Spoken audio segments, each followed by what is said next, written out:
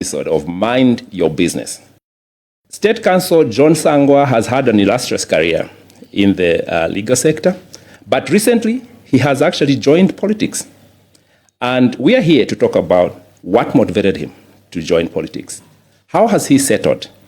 And how is he going to pull through with only a few months to go before the elections? State Counsel Sangwa, welcome to Mind Your Business. Thank you, Mr. Mwenda. Thank you very much for the invitation. You're welcome. I am first of all, humbled to have you on this program. But I should start by saying, who makes such a decision to leave the comfort of a very powerful law firm, making very good money? I've been to Vitumbiko. I have been to your office. And I've been to other places as well. And I can tell you, that place looks very good. You can smell money when you're at Vitumbiko. And then you decide to say, you know, all this comfort and everything, no, I'm done. I want to jump in. Why? You asked a very important question, which is, who does such a thing? The answer is very simple. A patriot. A patriot. Only a patriot would make such a decision. A person who loves his country enough to be able to sacrifice for it. Right. Yes. People must understand that when you have a good life, it's a privilege. And that good life is not just meant for yourself. You also have to go beyond that and say, how can I improve the well-being of other people? Yes, you're right in saying that I've had a very successful career, very exciting career. And a lot of people have asked me to say, if I was to relive my life, what would I change about my career? And I've always said, no, there is nothing that I can change. I'm happy with the way, the direction that my life has taken. Right. But like you and many other people, if you had asked me 5 years ago to say, are you going to jump into politics? I'd have said, hell no, I'm not going there. Right. In fact, off the record, we have had conversations and you have quite clearly said in many years back saying, I'm not interested in politics. That's right. What changed? A lot of things, Mr. Mwenda. First of all, my entire life has been a life of service to this country. In the sense that when we made a transition from one-party rule to a multi-party rule in 1990, a lot of my friends went full-time into private practice, but I decided to teach. So I was splitting my time between teaching and practicing. And I was able to do that because I had a very good partner in Simeza, in the sense that we arranged things in such a way that it gave me time to also spend time it gave me the opportunity to spend some time at the university. A job which I did for 20 years. Now, if you're interested in getting rich, teaching is not one of the ways. Right. I understand. Even in university? Even in university. I was my associate at that time. I think when I started, I think my salary was something like 160 kwacha. And my associates in the firm were getting about 2 or 3 times that. But it wasn't about the money. Being a teacher is a labor of love. It's something that you do because you love doing it. Right. And the reason for teaching was very simple, in the sense that, Mr. Mwenda, we finished school at a time of great excitement. We had defeated one-party rule. We are now in a democracy. And we saw the damage that was done during the period of one-party state. Zambia, a country which was the 3rd richest in terms of GDP per capita in 1964. In terms of GDP, can you imagine being the 3rd richest in Africa? The GDP of Zambia per capita was even higher than China, higher than all these other countries that you can talk about. But by 1990, Zambia had become one of the poorest and least developed country, one of the poorest, the worst indebted, and least developed country in the world. That was a disaster. So we are sitting on a debt of well in excess of $7 billion. Right.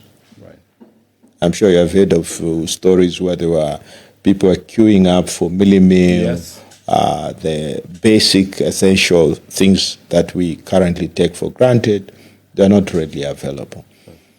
So the whole reason for making a transition was a conviction that the return to a multi-party system of government and liberalization of the economy was going to turn around the country and restore it to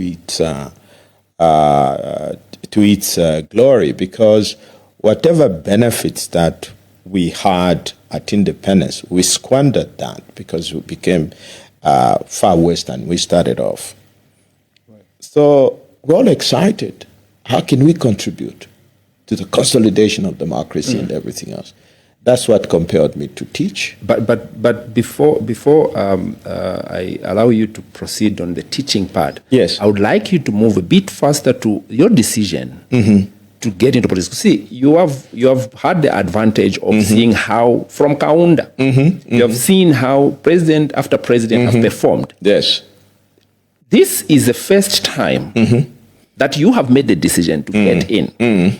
Now, yes, you saved the nation through, sharing knowledge at the university and so on and so forth. But you were seeing things happening with the other presidents. Are you saying this is the worst that Zambia has been to, that you said now is the right time? Yes, Mr. Mwenda, we have had,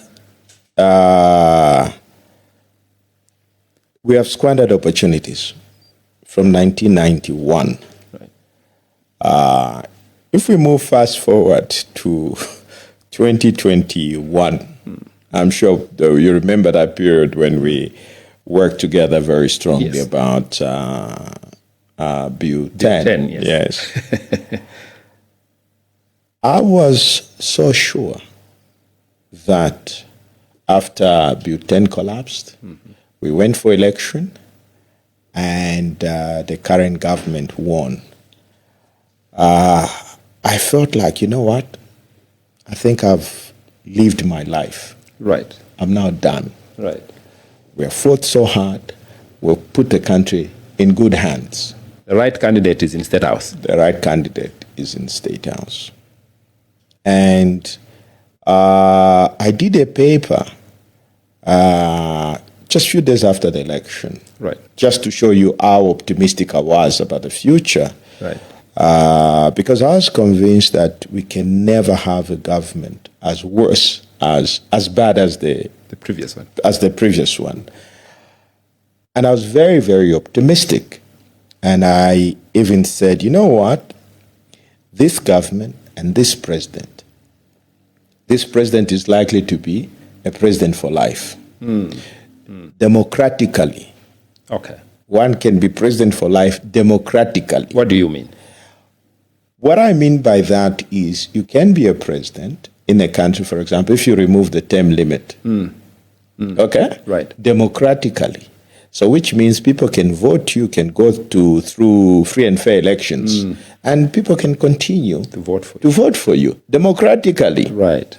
And you can also have the same political party basically being a dominant political party for a long time to come, democratically. Right. Okay? We had an example of Botswana, for example. You had BDP, which was in power for nearly 60 years. This is the first time that they kicked them out. But of course, democracy was, the party was internally democratic because they were changing presidents whilst the party was the same. I saw that as a possibility because I didn't think there'd be one would perform worse than Lungu or even PF. That is how optimistic I was. I don't know. I also don't want to talk about, I don't like talking about other people, but I have to state that I had a meeting with the president, and I said, Mr. President, we all want you to succeed. And I'm here to offer whatever kind of support I can offer you. And I also told him to say, Mr. President, failure for you is a choice. Okay? Let me explain what I meant by that. And I said, Mr. President, you're being president at a very important historical time. Right. We have had 27 years of Kaunda and 30 years of PF and MMD. So this system of Kaunda was one extreme, state-controlled. Right. The other one was another extreme, free market. Right. Both systems failed. So Kaunda's left us to $7 billion in debt. This other one, after 10 years, left us with a debt of nearly $13-14 billion. Right. So you have a choice to bring the country to the center, because the country has never been in the center. So get what worked under 30 years of PF and MMD, and what worked under the 27 years of Kaunda, put it together. Right. I don't think that you're going to fail. Okay? And I also said to him, and said, listen, everybody knows the difference between campaigning and governing. When campaigning, you make all kind of wild statements. Right. But when you go in, it's totally different. Right. And my advice to him was, Mr. President, go back to the people. Tell them the truth. Now that you're in government for 6 months, go back. Moderate your promises. Tell them you won't fix it. Tell them. In fact, if you have to lie, that is the time to lie. Where you say, guys, I promise so much. I've now gone into government. I've now realized things are so bad. That is the moment, if you want, you can even walk away from your promises. Right. I promise that this will change. I'm sorry, this can't happen. This can't happen. This can't happen. And I said, listen, Zambians will accept the truth if it is painful. But what they don't accept is lies. I mentioned that. And I gave him an example of Chiluba. I said, Chiluba was here. His policies killed people. But Chiluba was honest from the very beginning. Right. He said, guys, things are bad. We have to tighten our belts. Anyway, that was the conversation. But as you know, that none of those things happened. I then think a great deal of the things which are very disappointing. For me, the first signal that we are in trouble was the period it took to create cabinet. It was too long. Okay. If you had been in opposition for 15 years... You must have a shadow cabinet. Obviously.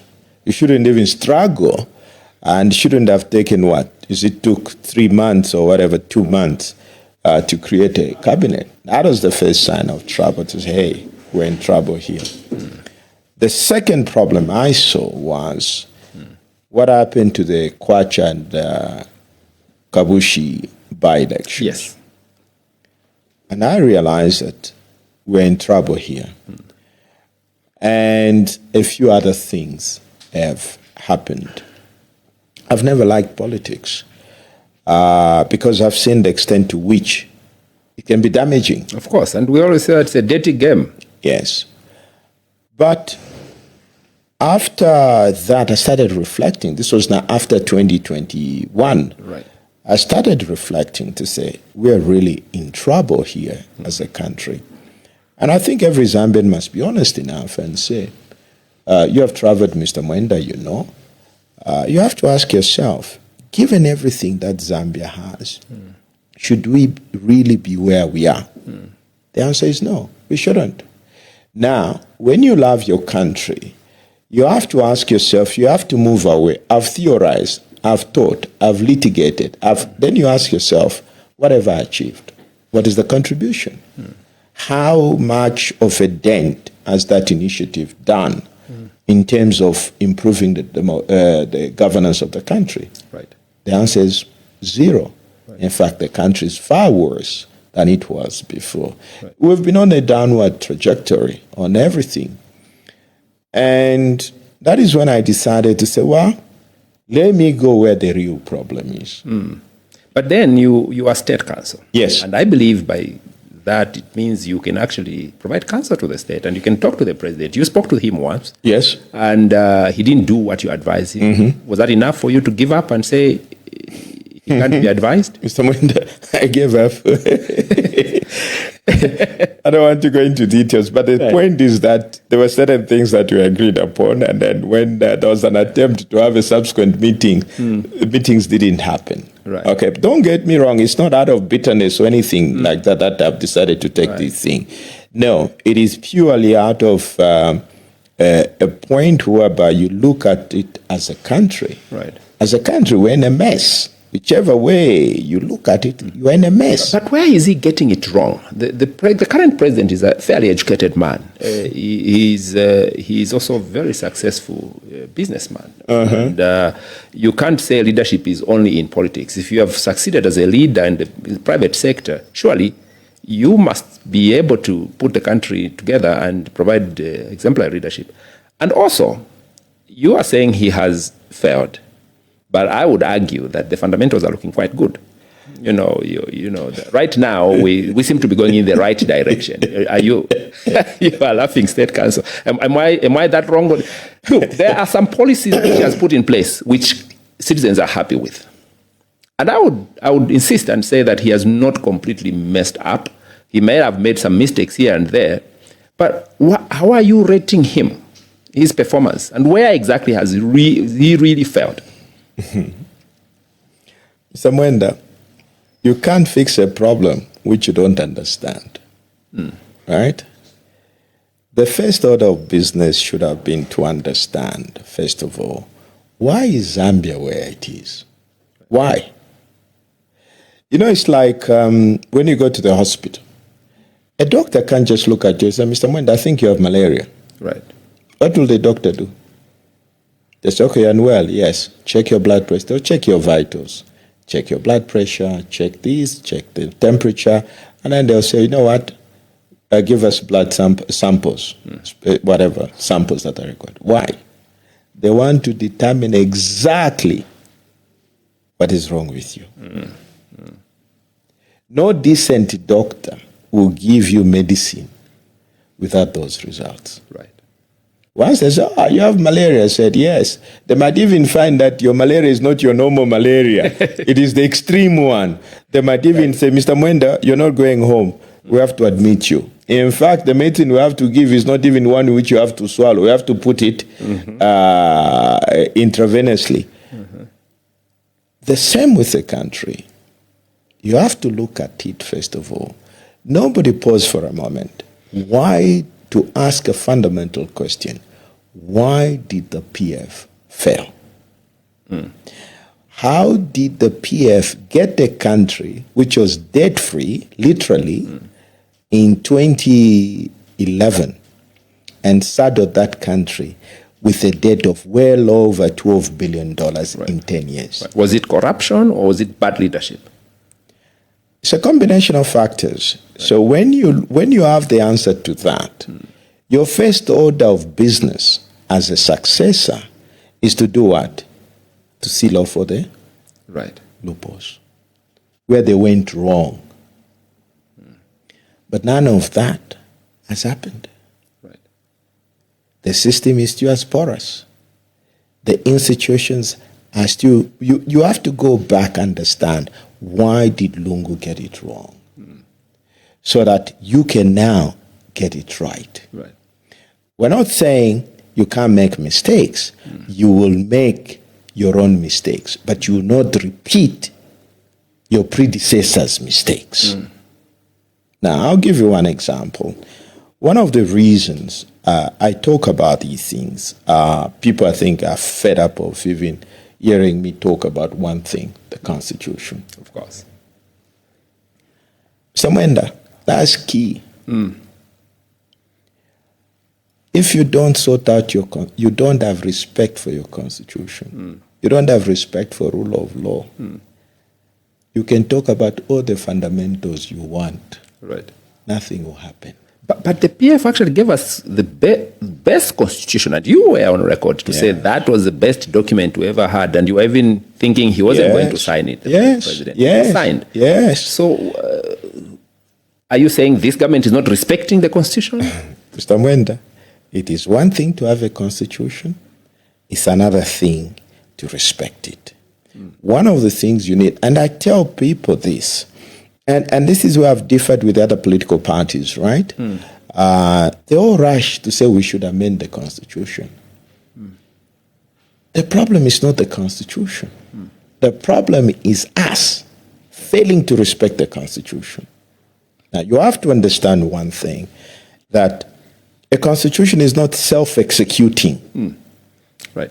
This will be forced. Exactly. You can have it there. It is dead. Just like the Bible, the Word of God. It is not self-executing, Mr. Mwenda. Right. We can both read the Bible. Your life will change, mine may not change. Why? It will change because you're applying the Word of God in your life. Right. But for me, I'll read Scripture, throw it away, and do other things. Right. My life won't change. Right. The fact that you have a constitution is not a solution to the problem. You now have to go strictly and respect and comply with the constitution. But what is that act that this president and his party have done which constitutes violating the constitution of Zambia? Which Mwenda, there are many. Give me one or two. We've just finished the saga to do with Bill 7. Right. That should never have happened. Never. But Bill 7 and its enactment was happening after you had already jumped in. That is correct, but it's a series. That is just a series of factors. It is also about, for example, let's take one very practical issue, fighting corruption, right? If we were serious, we should have amended the entire legal regime to do with corruption. Right. Because a cancer is what is killing the country. Somebody asked me, what would you do differently? I said, first of all, amend the law. Again, Okay. you are against amending. I'm against amending the Constitution. Okay. I'm not against amending legislation. Right. There's a difference. Okay. Legislation, you have to amend legislation to implement your policies. Right. Okay? When you amend the Constitution, you are basically amending the power arrangement in the country. The objective is different. Right. The Constitution says one thing. It's a power map. Right. Okay, the Constitution tells you the power map of the country, who does what, the ultimate authority, how it is managed. But legislation is policy. Okay. I would have amended the law to deal with the corruption. For example, we should actually be able to impose a life sentence for people involved in corruption. Okay. Yes. But what kind of corruption should constitute a life sentence? You know, anything to do with anybody stealing from government. You steal drugs, steal money. Life. You get life imprisonment. The reason is that, you see, Mr. Mwenda, I can steal from you. You're the only one who will be affected. Right. I steal from government. You're talking about thousands of people that will be affected. Right. When you steal from government, you're basically a saboteur. You are killing the country. I steal from you. It's just you. The damage will be localized. But I steal from the government. I mean, like how do you have a country whereby people steal HIV medicines? How? It's not normal. It's not normal. Right. So you need to have a deterrent. Right. Now, I'll tell you from my own experience, people that engage in corruption, for example, you know what scares them the most? Losing what they have stolen. They're not scared of going to jail. Okay? So you have to understand, research has actually proven that when somebody engages in corruption, he has already made the arithmetic. I've stolen $10 million. What's the penalty? 4 years. It is commuted. I'll be in jail for 2.5 years. Right. My 10 million will still be. It's not money I can make in 4 years. You get a point? So there has to be a deterrent, meaning you go in for life. Okay? In addition to that, you also forfeit whatever you have stolen. Right. So forfeiture is not enough. We also have to make sure that it doesn't pay to engage in corruption. But saying is one thing. And it might be easier saying, actually. But when you get into power, then you discover that there are other issues which are a little bit complicated. And one of the challenges that I think people who get into power face is the fact that when you convict your own, right, current corruption, you are fighting current corruption. To some extent, you are endorsing that you are actually a very corrupt government. Now imagine you find somebody who's stolen drugs, they're convicted, life, and then you find another person within your government, life. Then it just begins to suggest that you are stealing more than the previous governments where such cases were not as rampant. And in the end, you seem like you're shooting your own foot. That's the reason why they fight previous corruption rather than current No, it's all wrong because, Mr. Mwenda, we're all equal before the law. Okay? In fact, my view is that past corruption is actually current corruption is worse than past corruption. You get a point? Right. So the previous corruption has already happened. The damage is known. Right? Right. So for past corruption, you'll be looking at recovery, to recover whatever, because the damage is already done. But what you now need to do is to prevent current corruption. Right. Because the current corruption is undermining whatever effort you're trying to do to fix the country. That's the problem. Between past corruption and current corruption, the most harmful is the current corruption, not the past corruption. But in any case, the past corruption, we've already found a solution to it, in the sense that we kicked out the previous government. They're gone. Why? Because of corruption. So you have to seal off the loopholes. So what you fight is the current corruption, not that in terms of priorities, for example, I would give priority to current corruption. Remember, there is no statute of limitation on crime. I can prosecute past corruption anytime, provided I have evidence. Right. But the most damaging is the current corruption. Right. Yeah. So a number of things have gone wrong. You're asking me what is fundamental. But on corruption itself, before you move to the next thing, are you saying that right now corruption is worse than it was in PF and previous governments? Mr. Mwenda, as long as you don't attend to the loopholes, okay, that exists. Because first of all, the law has not been amended on corruption. Right. Still intact. Okay? We've been hearing all manner of things and so forth. Yes, there is still corruption, I'll tell you that. Right. But is it worse? Your own assessment, you are very close to the law, and you've been seeing all the key. This is my opinion. Right. This is simply my opinion. My opinion is that corruption now, you see, if you look at it, yes, I would say it's actually worse. Oh. You know what happens with this government? If you look at governments from 1964, Right. they're actually worse on the line. Okay. And if you ask me corruption now, it is far worse than it was before. That is just my opinion. Okay.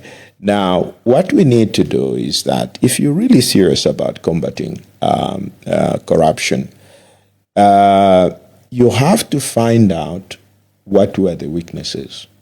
Why were these guys able to do the things they did? And what you do, you seal off the loopholes.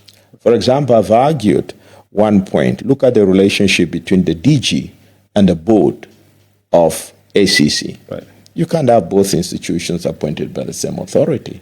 Logic could have dictated that you amend the law for the president to appoint the board and for the board to appoint the DG. But we know that even in places where that is actually law, the president still dictates the board to appoint who they want. Then it shouldn't happen. That's where the problem is. You're just endorsing the point I'm making. It shouldn't, because the president's job is simply to appoint competent people. And then also these institutions are supposed to be independent, by the way. The president cannot even, when it comes to corruption, the president's involvement begins and ends with putting together the board. That's it. There shouldn't even be any kind of communication between the board and the president, let alone between the DG and the president. It should never, never, never happen, Mr. Mwenda. But you see, State Council, as president, you need to have the country together. Yes. And you have to literally know what is going on everywhere. And you have to have some certain level of control. You should know that, I can sit very comfortably and go to sleep very comfortably, knowing I won't wake up in the morning hearing my Minister of Finance, Minister of Defense, Minister of which has been summoned by the Anti-Corruption Commission for questioning.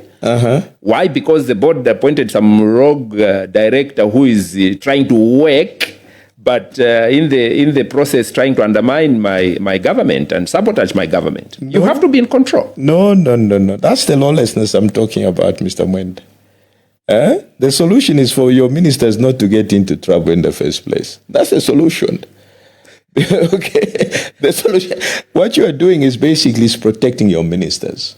Okay? As a president, first of all, you have to be mindful that when you are choosing people, you're choosing people of character.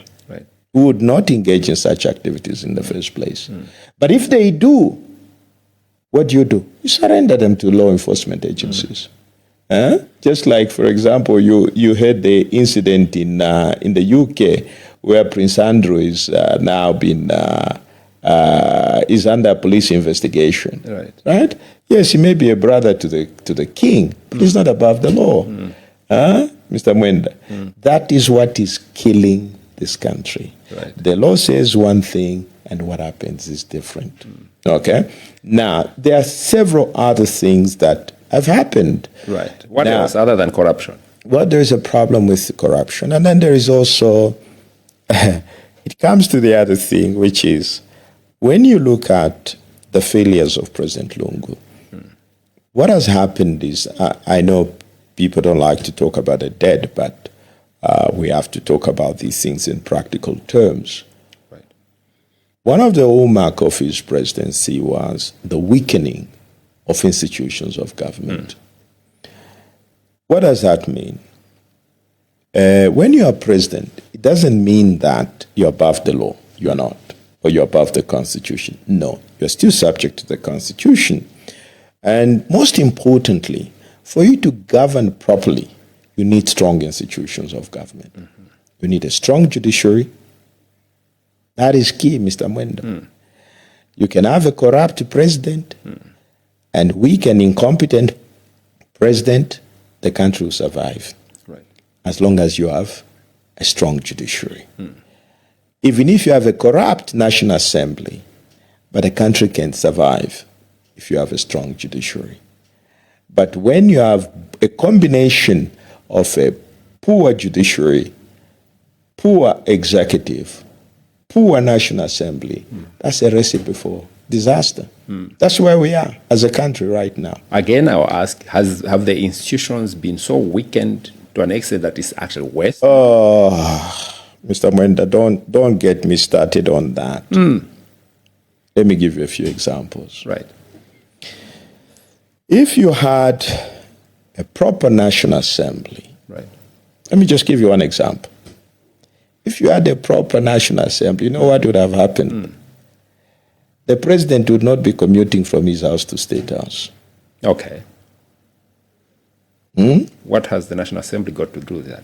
Very simple. Mr. Mwenda, the National Assembly has the power of the purse. Okay. The National Assembly controls the funding of this country.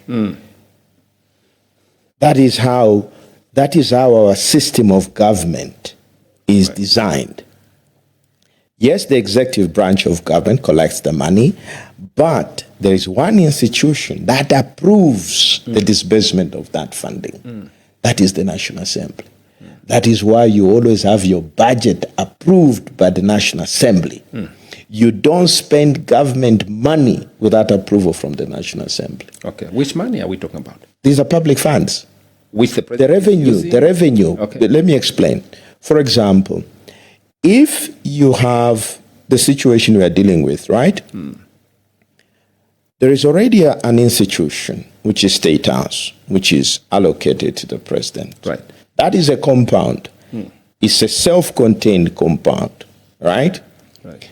Clearly, you and I know, irrespective of what others may say, that the moment you introduce a requirement for the president to be traveling from his private residence to State House, that's a cost. Right, but there's a cost. We don't have the evidence or a record that is actually passed on to the government. Yes, Mr. Mwenda. All those policemen who line up the street, that's a cost. The vehicles that transport him, that's a cost. But even if we don't know, a proper National Assembly would have tabled that issue for discussion. Right. A proper, because the role of our system is that the National Assembly has oversight over the executive. Right. They would have called, it should have been an issue raised in the National Assembly to say, what is it costing the Republic to ferry the president every day? Right. There should have been a cost to that. Right. But then what you are saying, in essence, is that the opposition is weak, not the national. No. Because you don't expect a minister or ruling party MP to go and raise that point in the House. No, that power is vested in the National Assembly. Right. Right?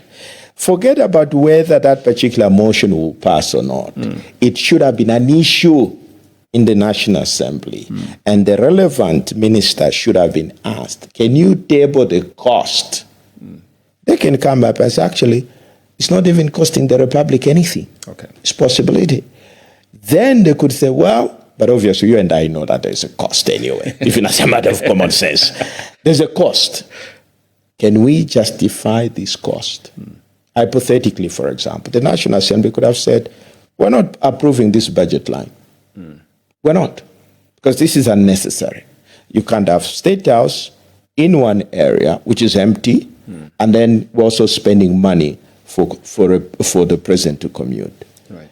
The very fact that the National Assembly, that issue has never been tabled, that tells you how weak and compromised that institution is. I like the way you're using compromised. Yes, weak and incompetent that institution is. The opposition has also been compromised, do you feel? Mr. Mwenda, when I talk about the National Assembly, when I talk about the National Assembly, it's a body. That you have to understand one thing. The power of the National Assembly is vested collectively. Right. Not in an individual, not in the opposition or the ruling party. It's collective authority. In the body. But the body doesn't talk, State Council. This is what I'm saying. To go to the floor of the House. Yes, the fact that no one has raised that issue, it tells you how dysfunctional and weak and possibly useless that institution is in terms of our governance. It's basically a rubber stamp. So what should the president do to strengthen it? Very simple, Mr. Mwenda. First, you have to, let me give another saga anyway, if you don't mind. Right. Even look at the way Bill 7 was passed. I know it came up subsequently. What happened in the National Assembly should never have happened. Right. Right? Because, first, we have a parliamentary presidential system. In a parliamentary system, the power, when you are a member of parliament sponsored by a political party, right, you toe your party line. Therefore, over Bill 7, what should have happened is that the party like the PF should have had a position. Are we in favor for the bill? In favor of the bill or not? They should have taken, each one of those MPs should have made its position known. It should not have come as a surprise. Now remember, when you're in the National Assembly, you're exercising a position of trust. Right. You represent your constituency, people that elected you from your constituency. Right. And if you are going to vote in a certain way, Mr. Mwenda, it should be publicly known. And you must have justification to say, I am breaking rank with my party, right, publicly known. I'm going to vote in favor. Fine. Everybody knows. But what happened was a complete fiasco. It tells you how dysfunctional that institution is. And worst you, what they talk about is where you see the speaker even dancing. She's a human being. She has a right to express emotion. No. Mr. Mwenda, when you occupy certain offices, you are denied certain privileges, certain things you cannot do. Go and dance in the privacy of your office. But you can dance, no problem. Right. But for the sake of that institution, the dignity and standing of that institution ought to have been respected. But anyway, there are many other things. You ask me, you reach a stage and say, how does the future look? Someone that can tell you all those fundamentals you're talking about, you are theorizing. The real picture is that the future of this country is very bleak. Right. For two reasons. One, we have no respect for our constitutional order. Two, there's no rule of law. No country, maybe you have to educate me if you know of a country, no country will ever thrive in a state of lawlessness. And you will never attract decent investors. Do you know the investors we're attracting in this country? People that are coming to extract our minerals, Right. raw materials, and traders. That's what you have. Okay? Now, any decent foreign investor, you know the first thing they'll ask you is there a rule of law? Right. Businesses do not like uncertainty. Right. Any business wants to be able, because it involves planning. You plan ahead. You can only plan ahead in a predictable environment.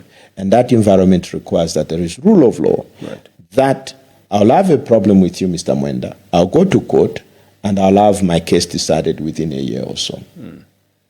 But you have your judiciary, which has collapsed completely. Collapsed. The judiciary has collapsed? The judiciary has collapsed. I've been practicing law for the last 36 years. I have never seen the judiciary in this chaotic state. Never in my life. Chaos? Yes. What kind of chaos? Two things I'll tell you, Mr. Mwenda.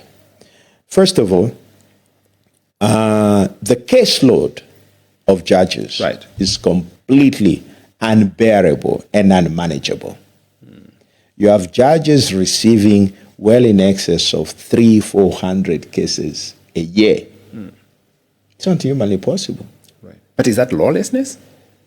I'm talking about collapse of the institution. Of the institution? Yes. All right. How the institution has collapsed.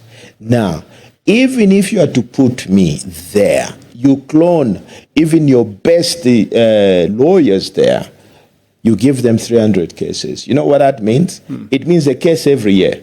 It's not possible. It's not humanly possible. Right. But this government just employed, I think, 40 judges at some point at a go. Mr. Mwenda, I'm telling you things that the way they are. Things are improving. But I'm telling you the way things are right now. Right. That which you are talking about, 40 judges, is a drop in the ocean. No, it's nothing. It's nothing. It will not do anything to improve the caseload. Okay. Okay? Two, judges are poorly paid, Mr. Mwenda. The remuneration of judges is very poor. You have people that are overworked and underpaid. And yet, the law clearly states that the judiciary shall be adequately funded. Right. Where is the problem with that? Where does the problem lie and how can we fix it? Yes. and let me first of all amplify the problem further. Right. In all this mess, there are people, in my opinion, who should never have been judges. State council, they say that people will believe you. You are state council. Yes, I know. So some people are actually standing before unfit judges. They should never have been judges in the first place. That's how chaotic the system is. Why? First, I've challenged some judges got upset with me when I said there is no single judge in this country who can say I was appointed on merit. None. Right. Even those who are actually fit to be, they were not appointed on merit? They can't argue that I was appointed on merit. Why? Because the entire system of appointment, of selection and appointment is all murky. It's not transparent. Okay. That system undermines the credibility of the judges. But the process. The process is fundamentally flawed. Right. Recently, for example, when they announced that they are recruiting people, I went to court. Right. And I said, listen, don't employ these people, first of all. Right. We need to know how many people applied. How many people have been shortlisted?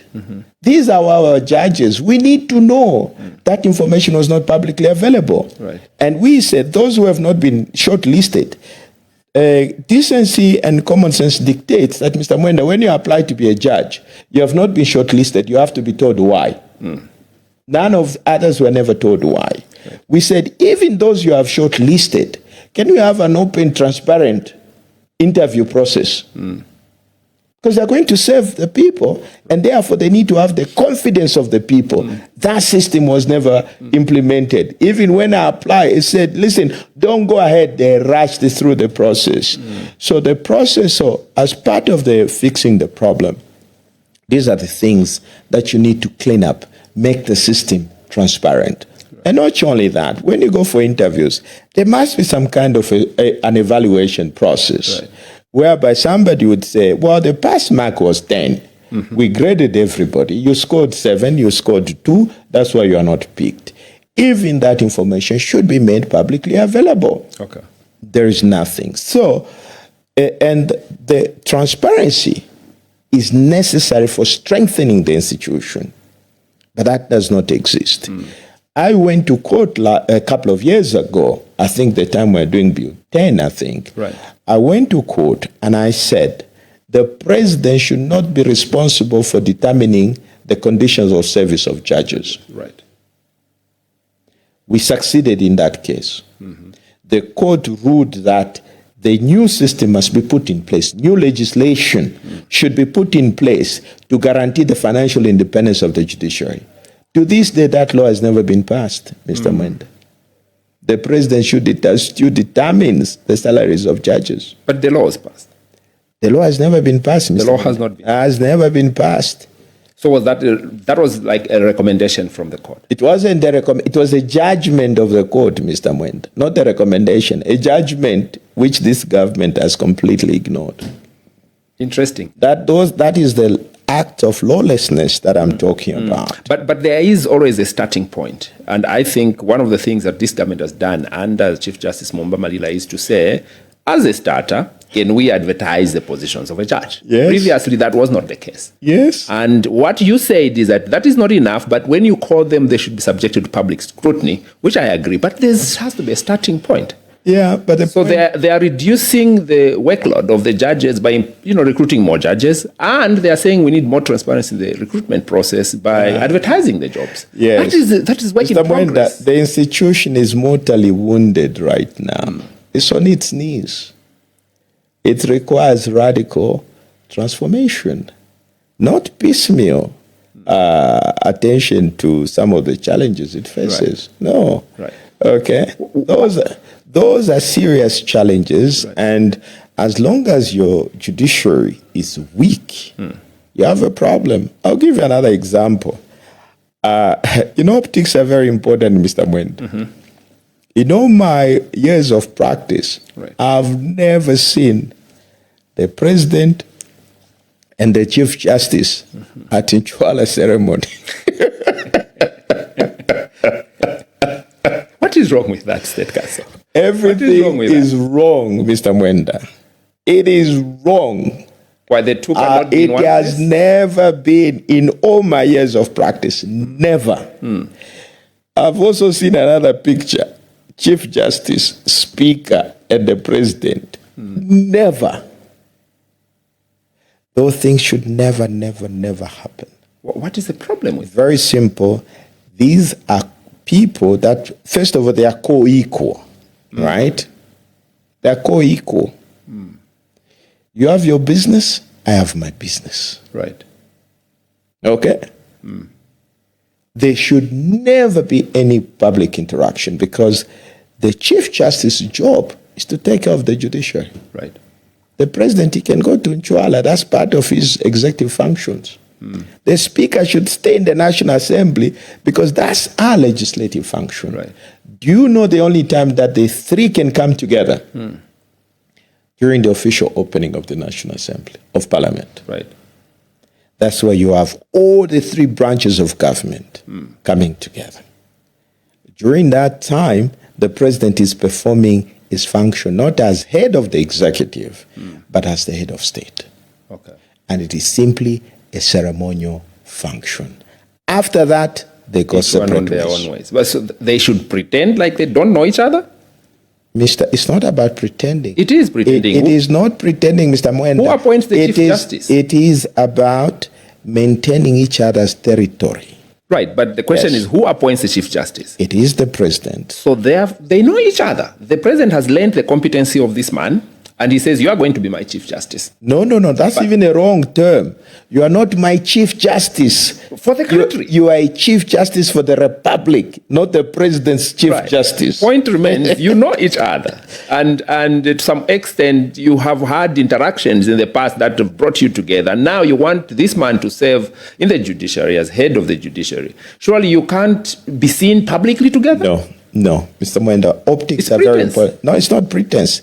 It is respecting the separation of powers. The separation of powers. You can look at these things as very simple things, but they are very important things to observe. In all my years, I never saw any of the past Chief Justices and Speakers in that situation. I stand to be corrected. But that is very, very important to maintain that independence. Okay. It sounds like we are headed for a very interesting time when there is a change of leadership. And at this time, I want now to focus on having this conversation with you as leader of the Movement for National Renewal. Yes. And as leader of Movement for National Renewal, I would like to know really, if you are speaking so strictly about, these people must not talk, you sound like a man who will not really be in charge of your country. Because then it means that things will be going on wrong in the judiciary. You can't talk to the Chief Justice. You can't speak to the Speaker. How are you going to govern? It's very simple, Mr. Mwenda. Respecting the law is very important. If the Chief Justice does not perform, there's a solution.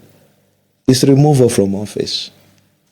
It's not for the president to pick up a call to say, Bwana Chief Justice, you are not doing a good job. No, because the president is not the boss to the Chief Justice. He's not.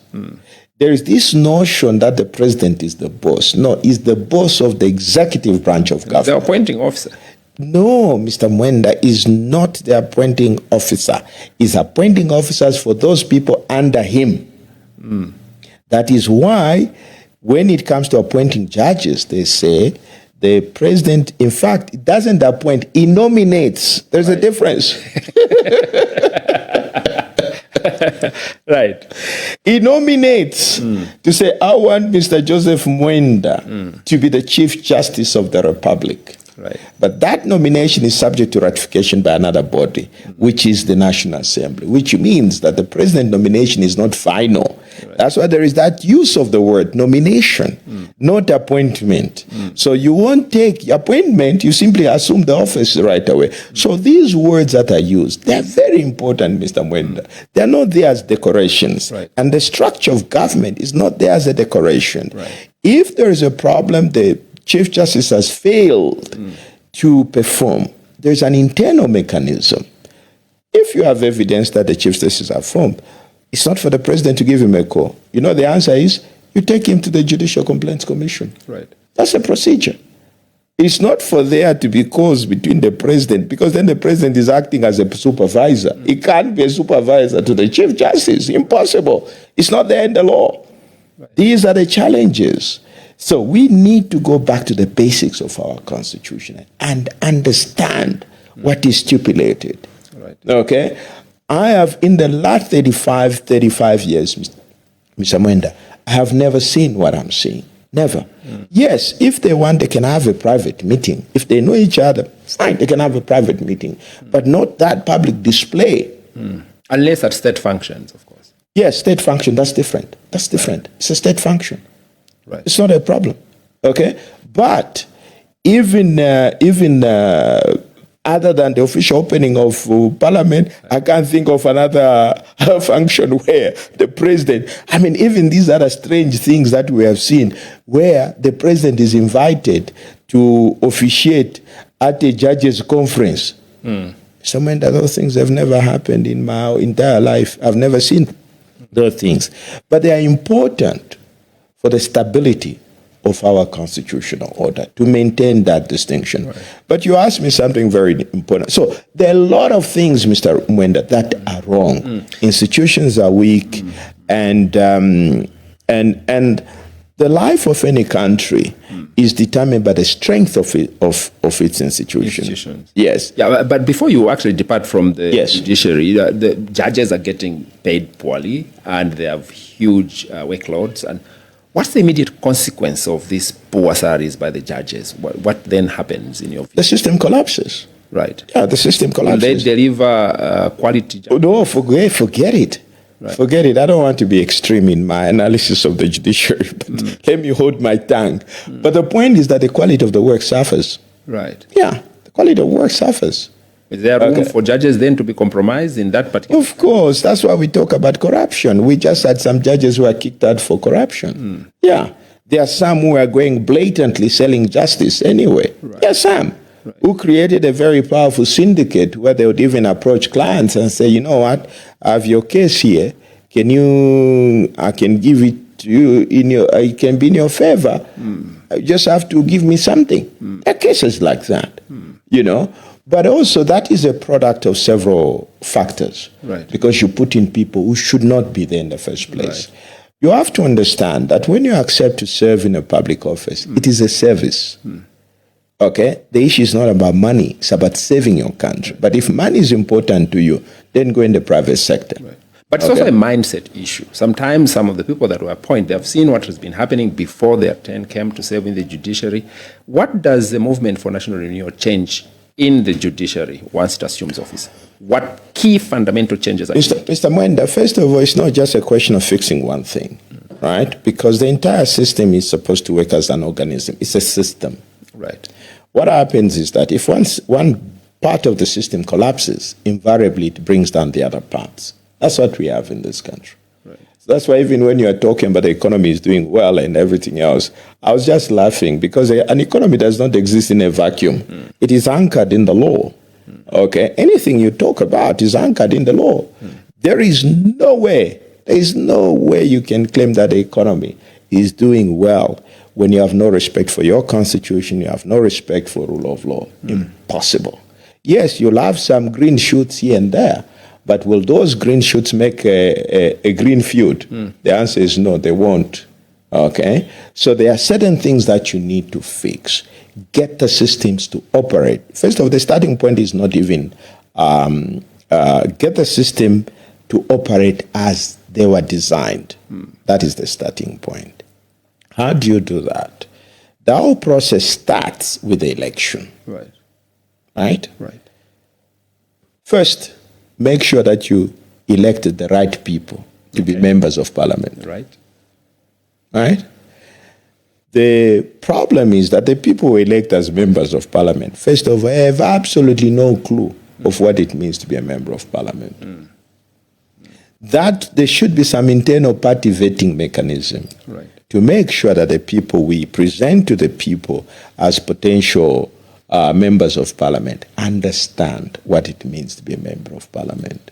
You have to take that knowledge and experience as a member of parliament, that knowledge, what your understanding of a member of parliament, you must go with it into the office. There is nothing like learning on the job. You must be able to have a basic understanding of what it means. So the party is going to take its members of aspiring members of parliament to school to learn how to do it? No, Mr. Mwenda. First of all, it comes back to the Constitution, right? Last time you told me you're studying law, right? Yes. Let me not turn this into a lecture. But the point is this. If you look at Article 43 of the Constitution, Mr. Mwenda, it clearly states that it is the duty of every citizen to have a reasonable understanding of the Constitution. Why? Okay. We are neglecting our duty as citizens. Yes, we're not neglecting, failing. Failing is not even an option. Right.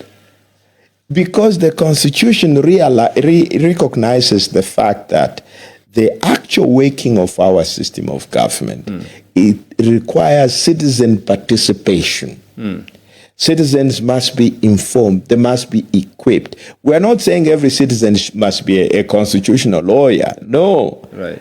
At least have a basic understanding of your Constitution. It's a constitutional obligation. Right. People get so irritated to say, I saw somebody says, this man won't finish a sentence without talking about the Constitution. Actually, on that one, you're absolutely right. And we've actually nicknamed you Mr. Constitution. That's right. But the point is, Mr. Mwenda, is that it is, it's like being a Christian and not referring to the Bible. Right. It's the same thing. You can't be a Christian and be irritated when people talk to you about the Bible. Right. No, you can't. But again, you can't be say, I'm a Zambian, I'm a patriot, and then you get annoyed when you are reminded about your constitutional duties. So there is a reasoning behind that. Article 43, check it up. It talks about the fact that, it's not just about you making demands from the country. You have a duty to the country. And one of the duties is that you must understand the Constitution. So when you are interviewing these aspiring MPs, you'll be asking them about how much they understand about the Constitution? There'll be an assessment, Mr. Mwenda. There'll be an assessment. There'll be an exam, a test. There'll be a test. Because, you see, that's how you start by fixing the system. Get the right people who understand these things.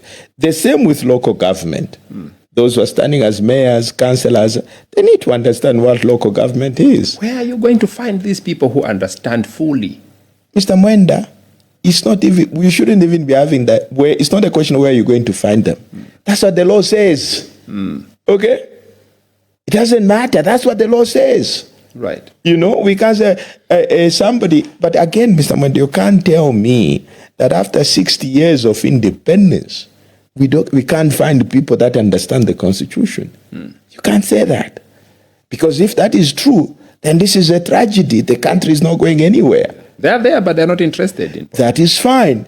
But even then, you have to deal with the best that you have. Right. Okay, but not everybody can be ignorant. But at least you have to deal with those. So it's not a compromise. Right. It's a constitutional stipulation. Right. And our problem is we don't take the Constitution seriously. Right. But you're trying to answer the question of how are you going to make fundamental changes in the judiciary? And then you went back to the Constitution. How do you connect the two? But the point is that, first of all, I'm saying, when it comes to the National Assembly, you have to address those things, both as National Assembly and local government level. Right. Make sure that you have the right people. Because, Mr. Mwenda, systems are people. Okay? You are running news diggers. Did you just stand there at the gate? You look like you can write well. Can you come here? I'll give you a job. Did you do that? No, of course not. What did you do, Mr. Mwenda? You vetted each one of them. Yes. Right? Right. So why don't we do the same for our MPs? You know that if you don't get the right people to work as journalists, there'll be no news diggers. Right. You know that. Right. So that is, you see, the problem is that we pay more attention to our own personal things. But government, we do doba-doba. We shouldn't do that. Okay? The same standards that we set for news diggers, when it comes to government, we should even expect higher quality of people. Why? Because the reach of those guys, the consequences of the decisions they make, have national implications. Right. That is why, and I always say that you need your best people to be able to run government. Right. So those are the challenges. And so we have to find a way to fix the country. You asked about the judiciary. Very simple. First, there has to be a transparent system of identifying people. Okay. Right? I'll tell you, Mr. Mwenda, if you say Right now, there may be, I think they invited maybe 100 or so. I can assure you, if you say you'll be interviewed in the public, right. What will happen? I think 80% of the people will fall off. They will scamper. Of course. But the point is that open and transparent system is a sieving mechanism. Right. So which means that you have to set your life. Do I have any skeletons in my... We're not asking for sense. Have I done something in my life which would compromise me as a judge? Okay? It starts with that. Is there something that can be exposed if I go for public interview? So what it means is that when you say public interviews, you, for example, you want to be a judge. Right. As a member of the public, I can come. I said, no, I don't think Mr. Mwenda is a right candidate for judge. Right. Why? Adina nkongole yanga. Anatenga nkongole, akaliwe kulipila na manje. Right. That is already a stain on your reputation. Right. Okay? But even you yourself, you say, I owe you this one. But you make sure that before you go there, you pay me back my money. You understand how transparency works. Yeah. So, unfortunately, we treat the Constitution as a decoration. We treat laws as simply, they're not even worth the papers they are written on.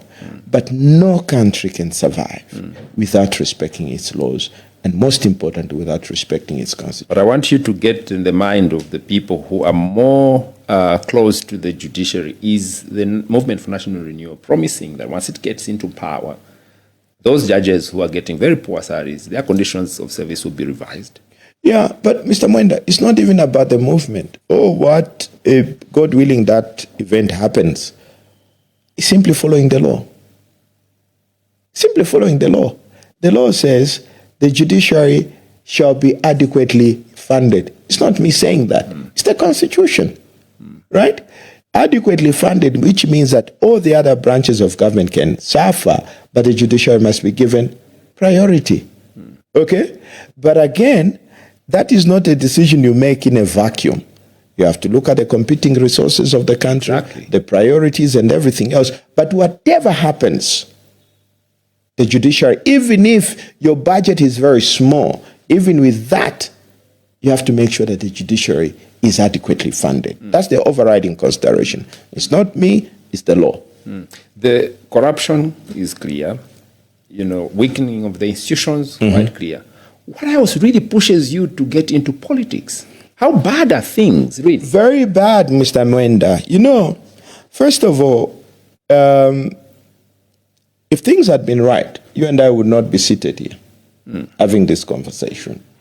If things were right, now people have to understand this is a huge sacrifice for me. I've left the comfort of my private practice. Right. It's a sacrifice. Now, why? Because, Mr. Mwenda, like I said, I spent years in court fighting government. We just defeated Bill 10. Right. I never thought there would be another government that would come wanting to change the constitution months before the election. You also have another extreme situation. You increase the numbers. The country is already stressed financially. You increase the number of seats in the National Assembly from 150 to 226. That is clearly being irresponsible. Completely irresponsible. You have created additional expenditure when you are struggling to meet existing financial obligations. And the economy is not growing, by the way, Mr. Mwenda. Although you are talking about fundamentals, your economy has just been downgraded, that it won't grow at 6.5%. It's now projected to grow at what? 4.5? Something like that. Right, but then when you are looking at the economy and the fundamentals, we cannot only just focus on just that projection, maybe by one entity. There are other issues. There may be other issues. At the end of the day, what is the real impact on these fundamentals? Right. On the lives of an average person? Right, and but then with those are fantastic figure theories which read very well. Right. But when the economy is doing well, you don't need to tell me, Mr. Mwenda. I feel it. Okay? I feel it. you and I were just discussing earlier to say the entire advertising industry is dominated by two companies. For the media. For the media houses. That's true. That tells you how sick the economy is. Because advertisement is a luxury. Right. When people are stressed financially, the last thing they cut are services, like advertisement. You advertise, you spend, you have a huge advertising budget when the economy is doing well. Right. That in itself is... But that is also not to immediately mean that the situation is that there is no money for the advertisers. I think it's the evolution of the media space where people are redirecting resources to other sectors. There are other players in the media. Now we have social media. Now we have players on social media who are actually quite influential. Yes. People are making budgets towards that other than traditional media. But then I want to take you back to the... You are speaking endlessly about Bill 7, and you are saying it as if it's such a terrible thing that has happened. Oh, yes. Mr. Mwenda, it's terrible. What is bad about this? Well, you're saying, okay, no, you have missed your priorities if you're going to increase the size of the... Yeah, but also it's not just the timing is also wrong. You can't start playing around with the Constitution months before the election. Okay? But there's nothing that directly touches on or protects these guys' stay in power. The Bill 7 I've read. Mr. Mwenda, I don't think there is... Can we wait for the delimitation report to come out? I don't see what suggests that with this Bill 7 now, the UPND is almost guaranteed they'll go through. Do you see anything? And I'm saying, let's wait for the delimitation report to come out. Then you can invite me, we can have another discussion. Because that's the last thing that is missing from all these amendment process. Let's see how where the additional constituencies will be allocated. Right. Then we can have a conversation. But the point, to come to the point which you raised earlier on, right. I reached the stage where I asked myself, what else can I do? Right? And that is when I decided to say, okay, at this rate, this was my own personal judgment, at this rate, if I continue fighting cases in court, I mean, you had another position where this is something that people normally get confused over. We argued Lungu's eligibility, for example. We lost. I accepted that. Lungu stood. Now, all of a sudden, everything gets unraveled by the same court that Lungu is no longer eligible. You don't do that, Mr. Mwenda. I want us to talk in detail about that. But that is chaos. That is the lawlessness I'm talking about. Right. You don't do that. Right. It is something you can revisit, but involving other players, but not the same person on the same facts. Right. You don't do that. Okay? And when I appeared as a friend of the court, I argued, do you have power to do what you're doing? Right. Okay? But whichever way. But what also happened you know what happened? That judgment was preceded by the dismissal of 3 judges. If you are talking about Mingalato, that is Mingalato now. At a very higher level, far more complex, where you have the pieces are being moved in a certain way with a desired end in mind. Now, you don't do that because the Constitution, Mr. Mwenda, is sacred. Right. The Constitution is bigger than you, bigger than everybody else, bigger than the president, and so forth. It is a sacred document which you need to respect. So, I mean, Mr. Mwenda, with that background, you look at it and say, okay, what is it? Because on a democratic scale, the country is sliding. Economically, the country is sliding. You can manufacture. Here is another point that you must remember, Mr. Mwenda. When they say the country is doing well, in comparison to what? To the immediate previous government. No, Mr. Mwenda. First of all, you don't do that because that previous government was a failed government, right? Failed. Yes. Now we are getting... You know the best way to compare yourself, you compare yourself with other countries. Okay. Okay? You compare yourself with other countries. To say, on this particular day, Zambia was here, Kenya was here. Zambia is there, Kenya is here. That's how you regulate, you control your success. Now, you cannot compare yourself with your previous government.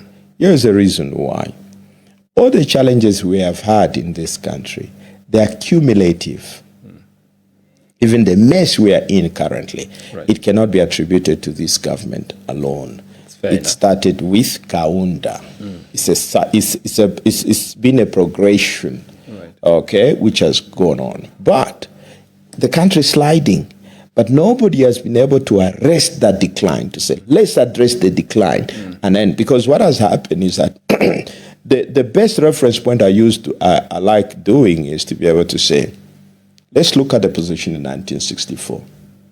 Where are we in comparison to 64? So when we are judging all the presidents in the last 60 years. Cumulatively, they have failed. Okay? Because we have failed to maintain. What it is that we had gains at 1964. And we are now in negative gain, if we look at that from that perspective. Again, if we compare ourselves to other countries, we have done very badly, Mr. Mwenda. Some countries, very badly. Some were doing fairly well. Overall, when you compare Zambia, considering the fact that this was the third richest country in Africa in 1964, I'll give you some statistics which I normally refer to.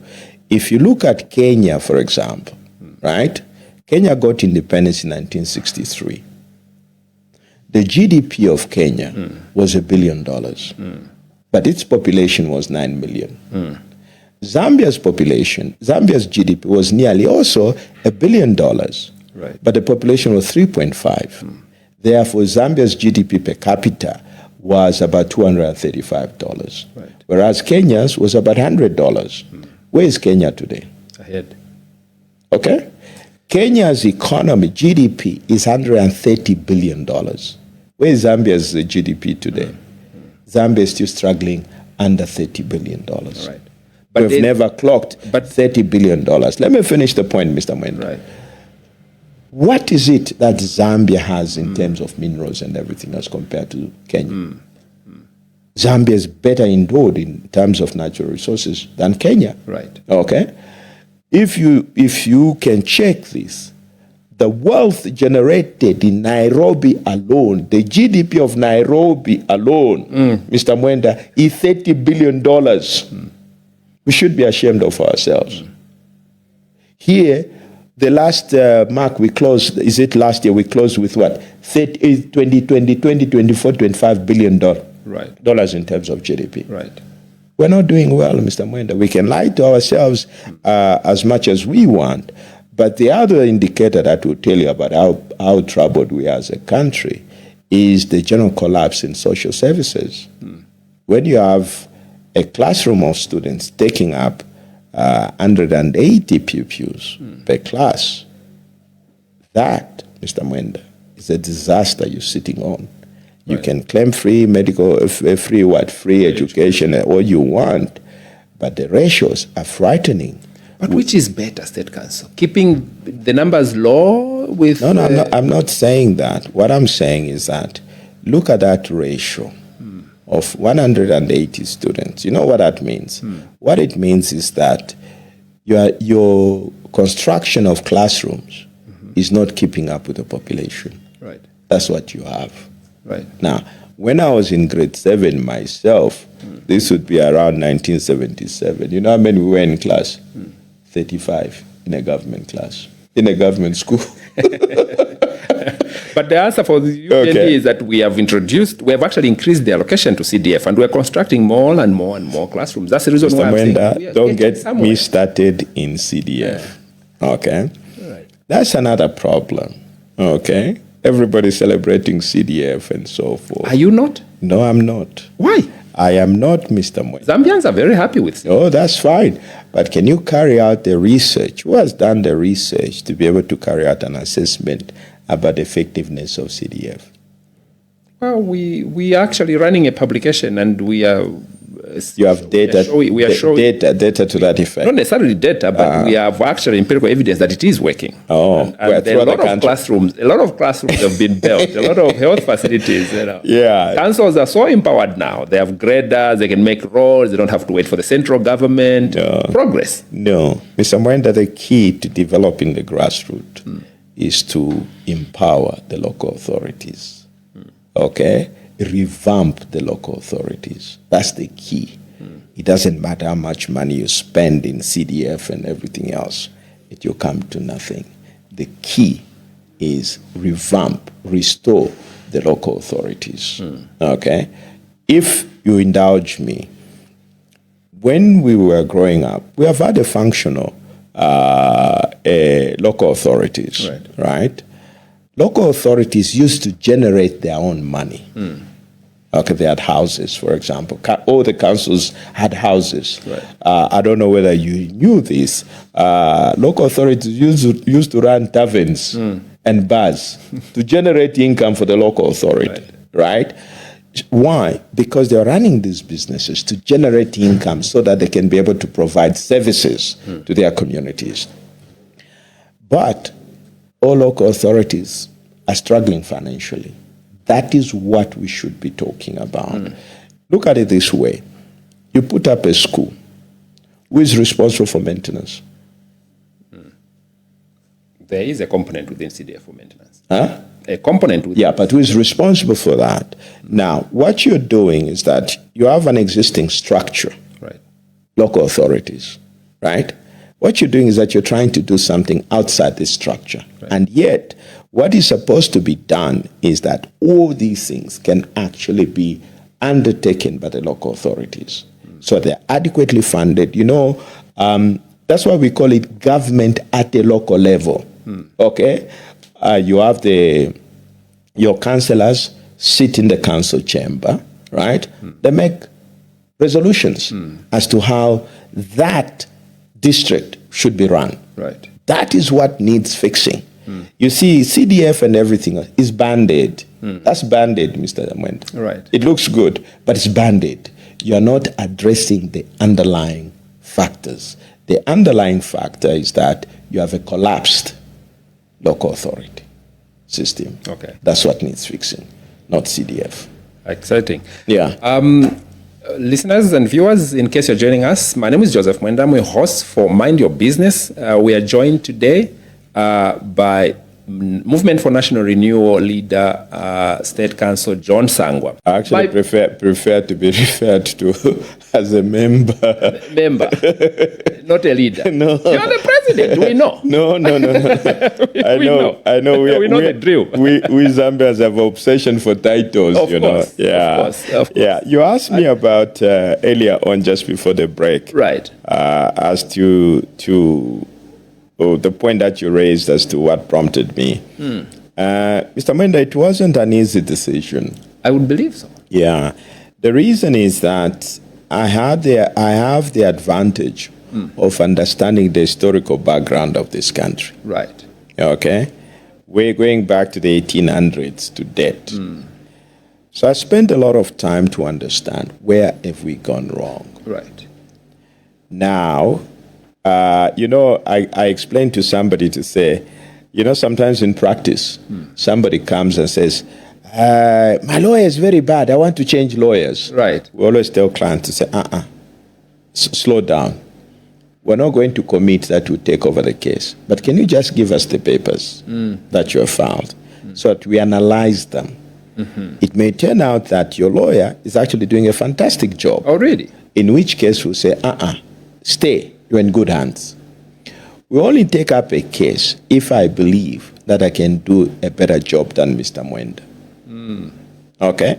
Which means I have to analyze the work done by Mr. Mwenda, make a determination as to whether I can do better. I'll have noted where you've gone wrong as Mr. Mwenda, why I believe your case is weak, why you are not likely to win the case, which means I should be in a position to do much better than Mr. Mwenda. I did the same analysis in taking that decision. Given a chance, can I do better? And what is it that makes me think I can do better? And that is why, Mr. Mwenda, I took that decision, because I believe, given a chance, we can do better. And it is also about understanding where others have actually failed. Right. You can only do better when you identify the weaknesses of the previous actors, so that you then must be able to do things differently. Mr. Mwenda, that is what this whole exercise has been about, is to be able to start to understand where have they gone wrong. And that has informed all the steps we have taken. The first thing that I started was I issued that 10-point plan. Right. And not only that, if I may just backtrack a little bit, at some point when things were really hotting up, certain people reached out to me and said, why don't you consider offering yourself for public office? These were friends within and outside Zambia. But I already started this conversation within myself. Right. So these people just came to consolidate that position. Right. Then I said, yes, I can. First of all, Mr. Mwenda, it's a duty of every Zambian to serve his country. Right. It's not optional. You have to decide, how can I contribute to my country? Right. And in this case, I was being asked to serve my country in an elective position. I had to make an assessment. What is it that would make me different? Right? I came up with those 10 points. And I said, guys, for us to succeed, we need to subscribe to these 10 points. Right. One of the points is this. We need to get Zambians to understand how messed up the country is. Mr. Mwenda, the reasoning is very simple. You don't go to the hospital unless you acknowledge that you are sick. You don't take medicine unless you know that you are sick. Similarly, a country must be able to recognize that it is sick, so that it can now begin to undergo the process of reform. Right. But if the country does not believe that it is doing badly, who are you going to convince to reform? Right. No one. Right. Two, we realize that the country is also greatly divided. You cannot develop a divided country. We preach unity. We must be able to agree on unity. Thirdly, we said, this country, a country can never be developed on lies. Meaning that, Mr. Mwenda, we should have an honest conversation, right, no matter how difficult that conversation might be. Right. The other point we committed ourselves to is that going forward, the country should try and live within its means, because the borrowings have killed this country. Right. Yeah, there's nothing wrong in borrowing. It is what you do with the borrowing. The other point that we emphasize, of course, is there must be rule of law. No country can be transformed without rule of law. And most importantly, respect for the Constitution. That's amongst the 10 points. And most importantly, Mr. Mwenda, we said we should fund our own democracy. I will be coming to funding your own democracy. But earlier in the interview, you actually said one of the challenges that we have as a country is the fact that this president doesn't understand the problems that Zambia has. And because of that, it's very difficult for him to lead towards solutions. That's right. The question is, if we say he doesn't understand, you could be speaking to lack of experience. This is a man from the private sector. You are a man from the private sector too. How do you understand the problems of Zambia better than him? Well, you have to take a keen interest. We can all live. You can all live in the same environment, but you can choose not to be disinterested. And another person can be very passionate about the country, and you'll be able to know what the answers are. The fact that we're all in the same country doesn't mean that it gives us the same kind of outlook about the country. That's why we're saying, if you look at Article 43, it says that we must be patriotic. It's a constitutional requirement. Right. I can be more patriotic than you are. You can be more patriotic than I am. Or I may not be patriotic at all. What does it mean to be patriotic? It means putting the country first. Right. Okay. Even when your interest, personal interest, Mr. Mwenda, becomes secondary, the interest of the country becomes number one. That's what it means. Is that how you are also assessing this president, that he's not a patriotic man, in your view? Mr. Mwenda, I don't normally like assessing these things. If you ask me, Do I believe he's a patriot? No, I don't think so. Sure. No, I don't. This is a man who has he's given his entire business to risk to say, I want to stay in politics. He lost so many times. He stayed on and goes into office. He actually says, I'm here to change the narrative. I want free education. In fact, I want to pass it into law. I'm going to continue to decentralize and push more money in Mr. In fact, I don't even need a salary. In fact, State Council, I don't even need a salary. All right. I want to make things change for my country. That's a patriot. Okay. There's one thing to pronounce that. There's another thing to leave it. There's action and there is talk. But that's my assessment. Right. Right? But then you are here. Yes, Mr. And I'm sure before you became a politician, because now you're a full-fledged politician, before you became a politician, you were saying a lot of things about what politicians are doing wrong and, if things need to change in this direction. But now you have gone in. Is it time already for you to go back to the people like me and say, before I jumped in to see the environment, the political environment from inside as a contender, I was thinking that it's possible to do this and that, but right now, as a person who is vying for the presidency, I think it's very, very difficult. How are you settling in? Mr. Mwenda, it's not an easy kind of decision, and I had no illusion as that it was going to be easy. I mean, I took this to say, this is a sacrifice for me. Right? It is a sacrifice. I remember in one of the conversations we are having, one of the guys I was having to say, State Council, how far are you prepared to go with this new assignment you're undertaking? I said, all the way. So what does it mean? Right. I said, well, if it means I have to sacrifice my life for it, I'm ready.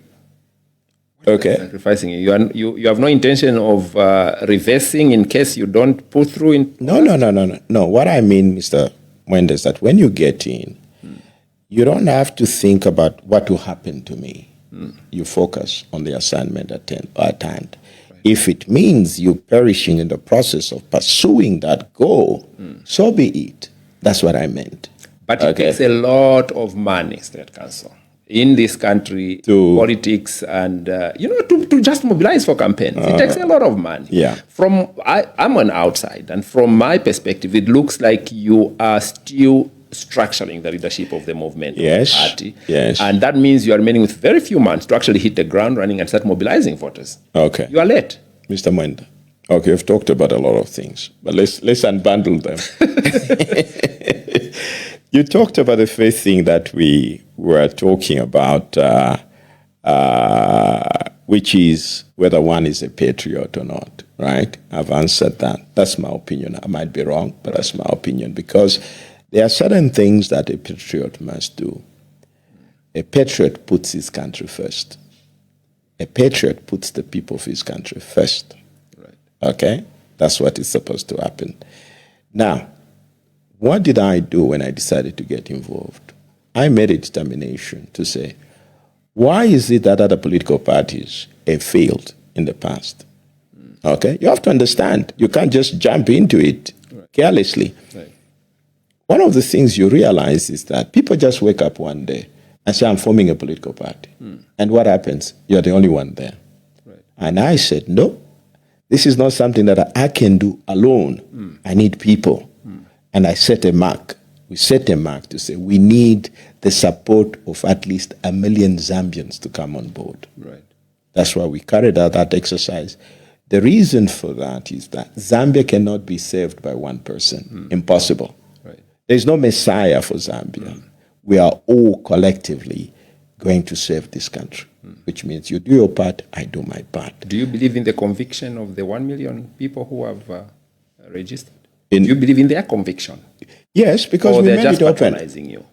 Well, I wouldn't know that. But what it is that I made a call and we got that 1 million people. Yes, there may be others who may have just been doing it for the fun of it. You expect that. And you also expect a few other people may just gotten into it without even knowing what they're getting into it. So there is always that. There will always be some people who will be able. But the point is, I didn't start alone. Okay, I have a reasonable number of people with me, okay, which is the first starting point. The reason is that I wanted to avoid this nation to say, it's my party. It's not my party. That's why when you call me leader, I don't consider myself a leader. I simply consider myself one of the many members of the movement. The founding members. Possibly, yeah. The other point, of course, which is there is that I'm quite glad that I can tell you, Mr. Mwenda, to say if I drop dead today, the movement will continue. Okay. You think so? Already? Oh, yes. Even at this stage? Yes, I know that. Really? Yes. Okay. That was the rationale for the 1 million. Interesting. Yeah. From the outside, looks like it's you and Madame Dorika Ban. No, Mr. Mwenda, we dropped dead today. I dropped dead today. The movement will continue.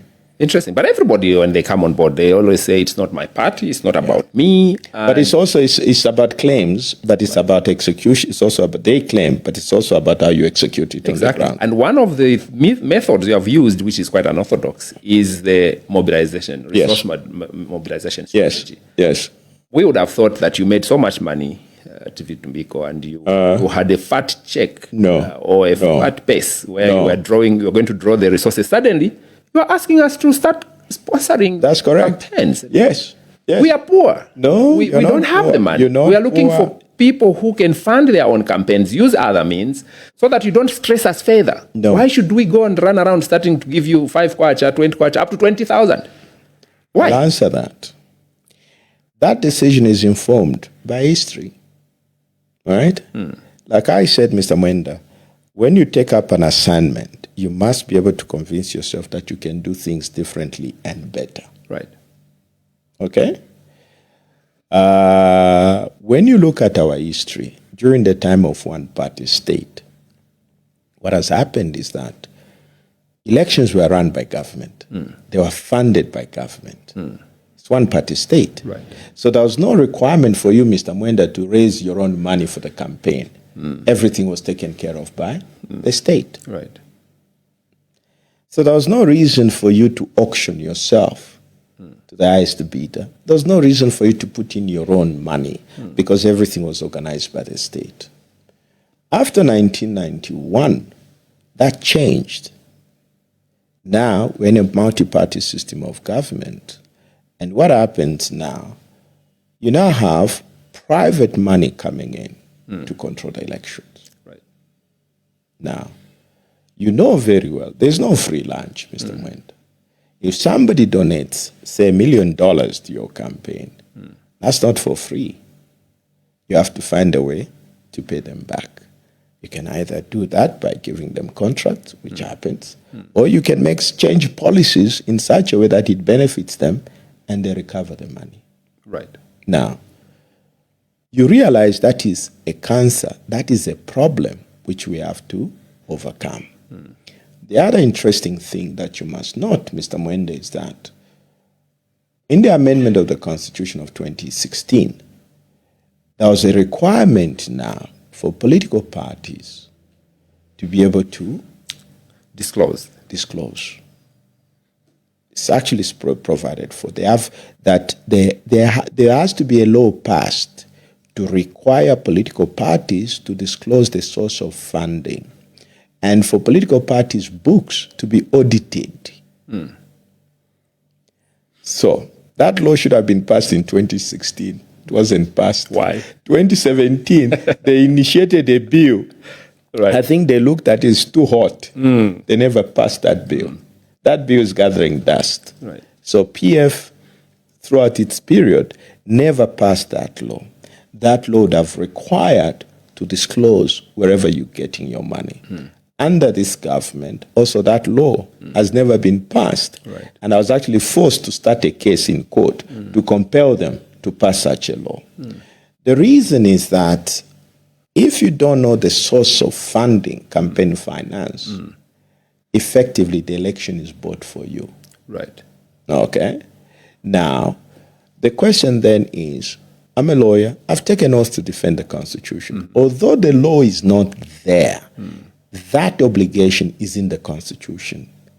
Right. I am still bound to respect the Constitution. Right. And find a transparent way of accounting for those political funding. But the proposal is that you must disclose. It's not that the citizens must fund, but yes, just there disclose. is a reason. Even if it's $1 million, just disclose. There is a reasoning for the citizens' involvement, right? Mr. Mwenda, citizens are active participants in the governance of their country, right?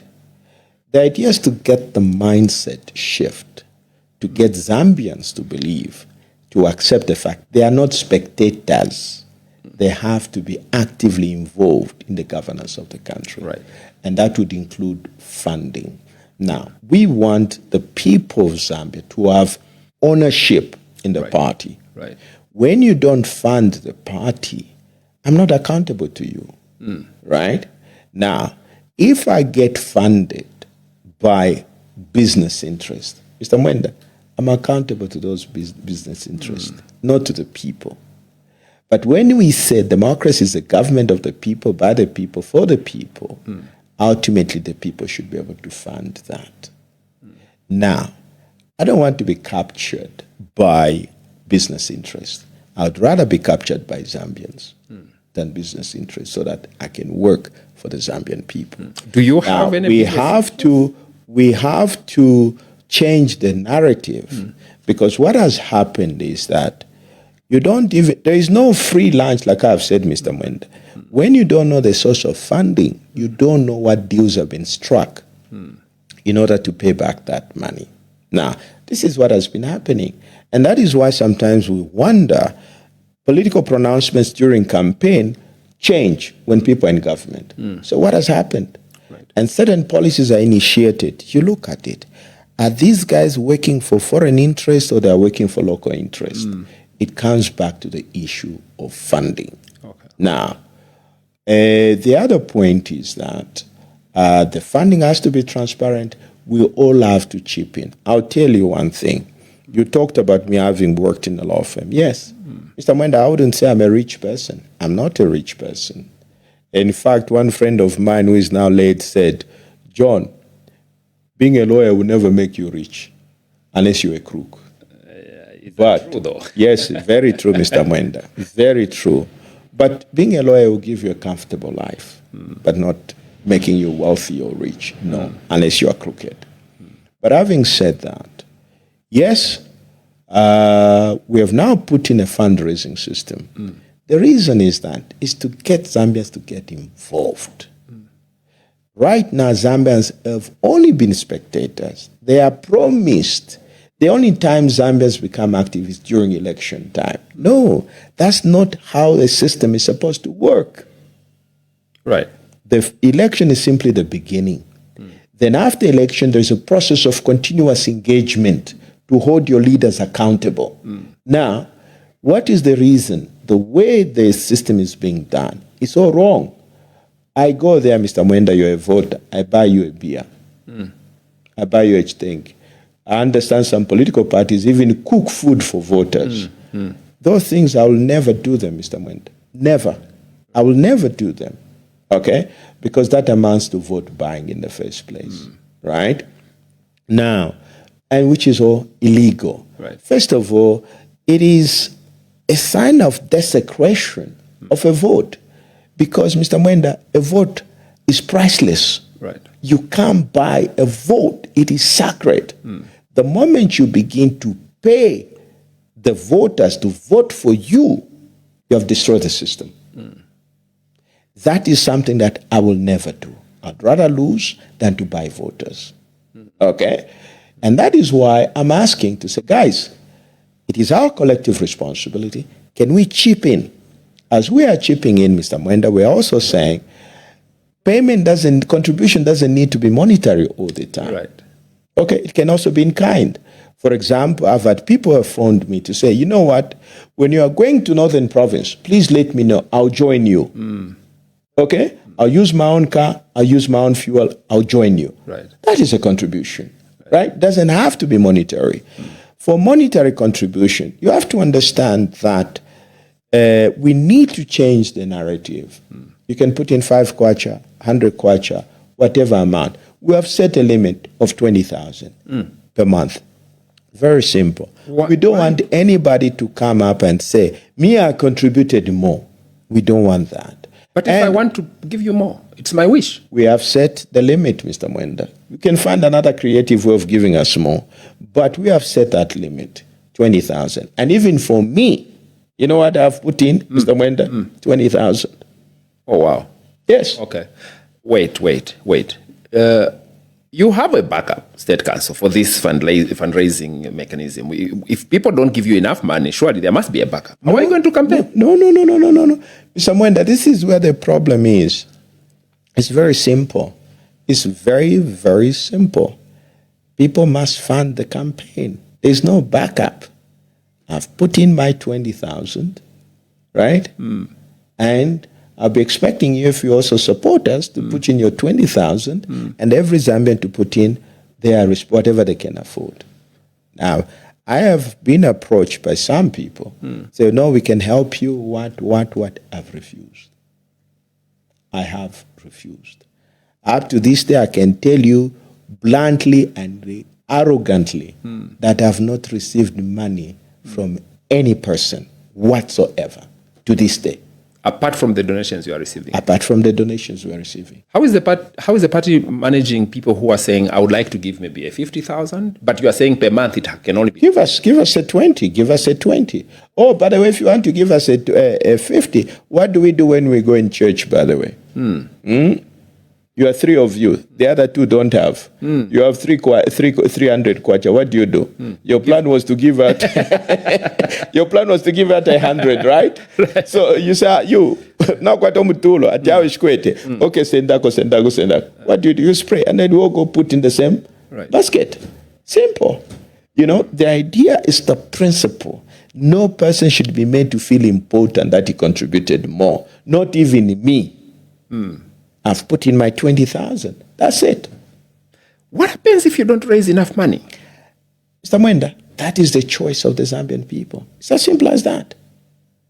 It's as simple as that. You won't be able to campaign, State Council. Well, if that is what the people of Zambia have decided, that's their decision. You must understand, Mr. Mwenda, that when you run a democracy, right? Right. A no is also an answer. Right. Yeah. Right. You have to respect the rules of democracy. You know, I can ask you, Mr. Mwenda, can you fund me? You say, no, I'm just asking for 20 kwacha. You'd say, no, that too is your democratic right. Okay? If Zambians said, sorry, we're not funding your campaign, and I said, okay, thank you very much.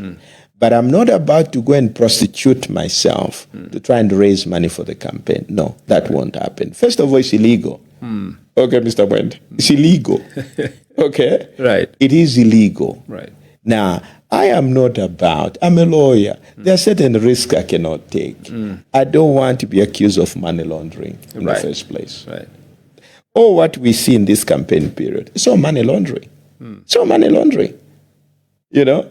You ask these other guys who are spending money, where are they getting the money from? Where? It's money laundering. Interesting. Yeah, but I'm a lawyer. I'm not about to do that. That is why we have provided a platform where if you put in your 20 kwacha, it will show. 30 kwacha, it will show. I know the source of funding. Okay? It's in the bank. And the people can see. I've seen the application. Yes. Very brilliant application, you can by the way. see Your credit. Yes. Who built that? Who came? Is that your idea?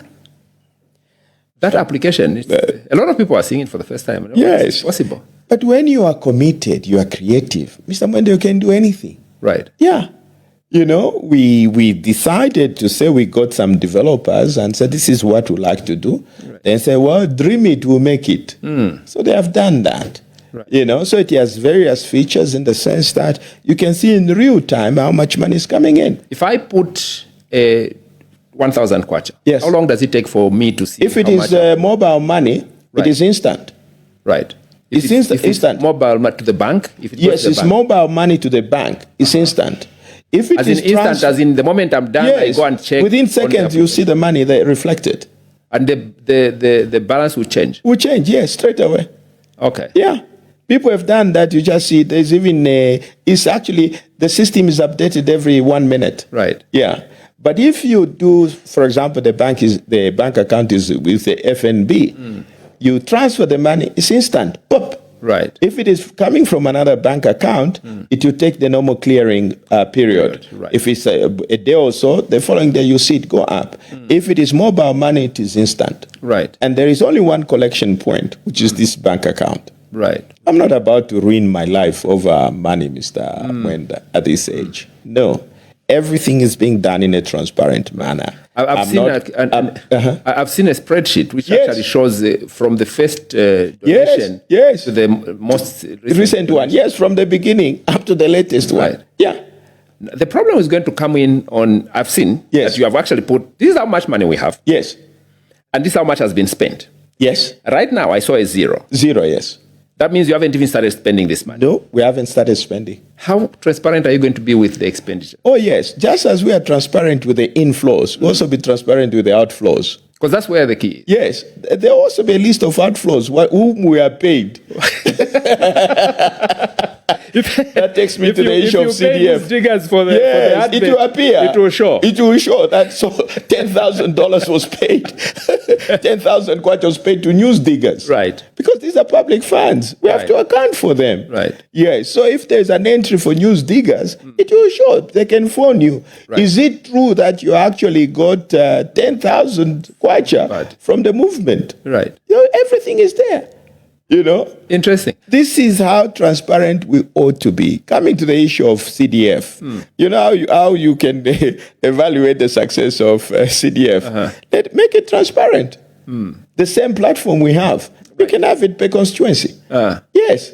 So that people can see, because right now there is a dispute between the people in the constituency and the ministry. The ministry will say, we have disbursed everything. But the constituency is saying, no, we have only received 8 million. Right. So, to create transparency, what you do, get the minister, have a dashboard for each constituency. If you're serious. Exactly. Yeah, if you're serious. That's why I'm telling you, CDF is a band-aid. It's not a solution. If you are serious, make it transparent. Boom, 40 million kwacha came in. People can see it. You can go to a website. Right. Check. When they start spending, Mr. Mwenda to build a clinic for 10,000. This one to do this. This one to do this. Mr. Mwenda, you create that level of transparency, you eliminate theft of public resources. Right. Yeah. And some Zambians I've seen, they're actually excited to donate. Yes. But I'm not sure if you have already implemented the mobile to mobile. This means people can make a donation from via Airtel Money, MTN Money, and other platforms like that. I do understand. That is something we are working on. The other point is that, you see, because it's new, we are reacting to people's demands. Right. Now, our most important concern is accountability. Right now, money is going into one account, which can be audited. Fine. Now, we don't want to create so many collection points. But what you try and do is to create that system. We are working on it, and we'll see how it works out. Right. Yeah. Now, assuming you've made more money. Yes. And, how are you going to... what does this mean? Because is a donation forever, or is up to a particular date? No. How much are you hoping to raise? Mr. Mwenda, somebody told me, we have done our numbers, and you know why, Mr. Mwenda, I wouldn't buy food for anyone, for voters. Right. What it means is that your donation, I have to buy another person food or beers. Can you think about how immoral that is? It's simply wrong. Right. You know, I wouldn't do that. Mr. Mwenda contributed his 10,000. Why should I take that 10,000 to buy you a bottle of beer? Why? Why? I have to be really sick to do that. Right? But if the source of my money is unknown, it's easy. Exactly. You know, I'll simply get it. It's okay. You know, because I'll say, listen, Mr. Mwenda has contributed. Why can't you also contribute? But it is different for me to say, you know what? I'm going to pay this young man who will be going door to door to mobilize voters. That's different. Right. Okay? I'll pay him. It makes sense. Right. Because that's a job now which he has, and I can pay him for that. Or I can pay him for transport. And the beauty is that, first of all, there'll be no money moving in brown envelopes. right? Because I just want you in Kaputa, you have an assignment. We simply say, tell us your mobile number. Right. You send mobile money. Okay? I have a record. And there's no middleman. Because most of these money campaign funds, which are collected, disappears within middlemen. In transit. So we have learned a lot. We have to try something new. Now, Mr. How much do you hope to make? Mr. Mwenda, right now we have run our numbers. We are looking at, say, I think we can run a decent campaign with 100 million kwacha. Really? Okay. Somebody made me laugh to say, are you serious about 100 million kwacha? I said, yes. I said, well, 100 million kwacha was a media budget for some political party in the last election. Exactly. I'm surprised. 100 million kwacha? Mr. Mwenda, you have to be responsible and account for each and every ingwe that comes through. Yeah? And it is easy to raise that kind of money. Or what it will take is 1 million Zambians to give you 100 kwacha. You have 100 million. Yeah. And make sure that the money is used properly. There are no middlemen because even the figures that people talk about to say it takes $50 million to run a campaign. But I can assure you possibly 60 to 70% of that money disappears. Maybe only a fraction is actually utilized for the campaign. Now, the estimates are again very difficult because, Mr. Mwenda, you can have you can even spend $1 billion kwacha. You can. You remember the last MMD campaign? How much money was sunk in? Yes. Yeah. So I do remember. Yes. But is it feasible? The 100 million really? Is it because that's give and take about $5 million? Yes, $5 million. One person can actually give you $5 million. Well, I don't want that money from any one person. Even if I had that $5 million, I wouldn't put it in the campaign. But you delay the movement from it won't. Mr. Mwenda, we have to show respect to the Zambian people, to the voters. If they want it to happen, they'll make it happen. Okay? But what I'm refusing is to go and prostitute myself, get money from other. But I've had several people come through. Some have even tried to come through my wife, and I simply said, she simply tells them, don't even bother, But you know very well, you want to be able to do things differently. Right. These people are willing to push some money. Of course, yeah. But we simply say, that's why I'm making this public statement, so that if there are still those who are still disillusioned that they can bring in money, or what we are saying, if you have money to give us 20,000, put it in the bank account. You don't need to see me. Who says no to money? State Council. Who says no to money? Who says? It's just money. Yes, but Mr. Mwenda, maybe you're a better human being than I am. Right. But there has to be discipline. That's what has killed this country. Okay? Like I have said, there's no free lunch. Right. And this is where we have differed with some of my colleagues. Some of my colleagues, I said, listen, they have come to say, can we work together? And I said, sure. What's the funding issue? No, we can take money from anywhere. I said, no, you can't. Right.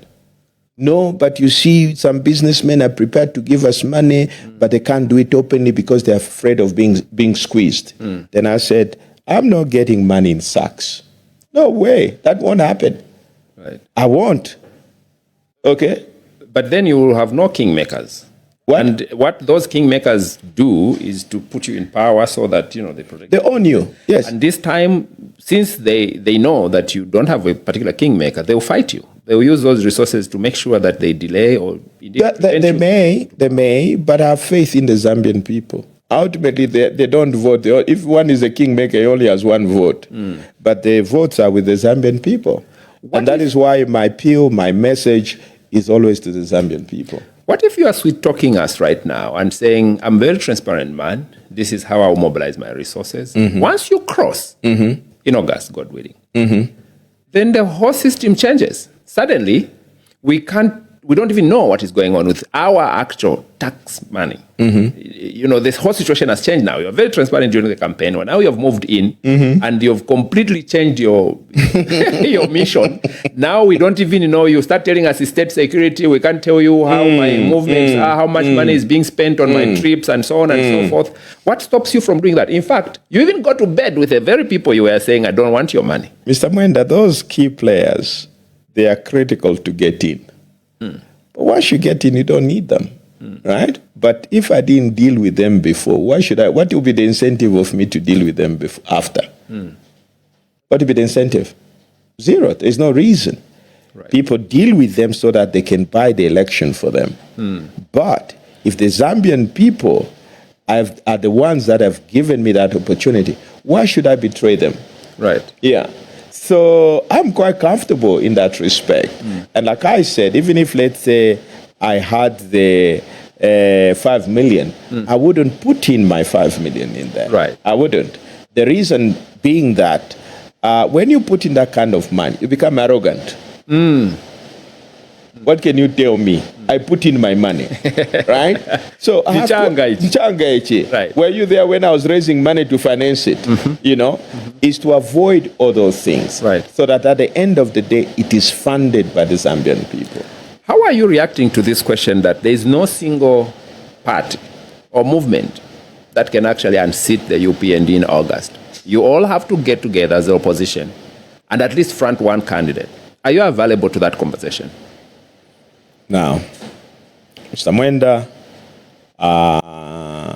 you know, first of all, to argue like that is actually an act of lawlessness. It's an act of lawlessness. How? You are disobeying or disregarding your constitution. As a party? No, as a people. Okay. You see, we're in a democracy, which means any person can wake up and if he believes he has enough resources to contest for election, he's free to do so. Right. You can't force people to go into an alliance. You can't. It's undemocratic. Well, no one is forcing, but your willingness. Yes, but I just want to clear this notion where people begin to decry, to say, to complain, oh, no, they should come together. But you can't force people to come together, right? That is the essence. Democracy is all about giving people options. Right. If I believe I can make it, there's no way you can talk to me about not standing alone. But even this thing you're talking about, that there is nobody can unseat the current government. It's an illusion. It's a myth. Okay. First, you don't go into an alliance for the sole purpose of removing a current government. Okay. The premise is wrong. You go in an alliance because you believe you have better policies to the Zambian people, why they should vote for you. Not to remove the other guy. No, you have to have a package of message to the Zambian people. Right. Tell them why they should think that voting for you guys is a better option than maintaining the status quo. That should be the motivation. Right. Not to say, no, but we have to make sure that this one doesn't pass. Now, that is the least of my worries. Why? Right? Is that the least of your worries? Because Zambians are smart. The people that are not smart are the politicians. Like you. Because I think right now you must be saying, let me see how the Movement for National Renewal is going to align itself in terms of policy and your 10-point plan to say, this is the direction I'm going to take. And I think that political party and that political party kind of come close to what I'm looking for. Let's get together and let's have a conversation. Yeah, here's another problem that you have. Yeah.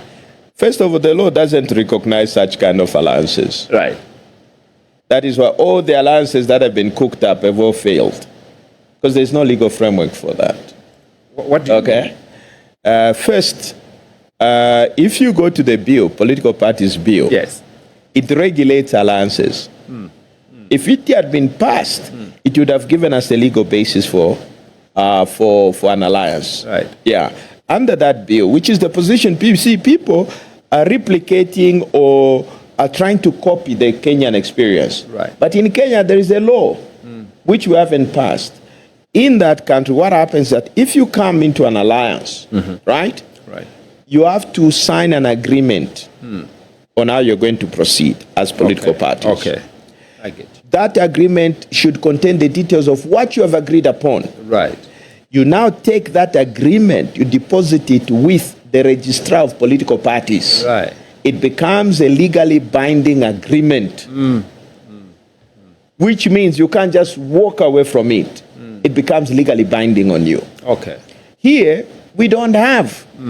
That's why people can sign an agreement today by 10 o'clock, 15 hours, it is trashed. Right. There's no law, and there's nothing you can do. Right. But where it is a legal agreement, you can actually go to court to enforce it.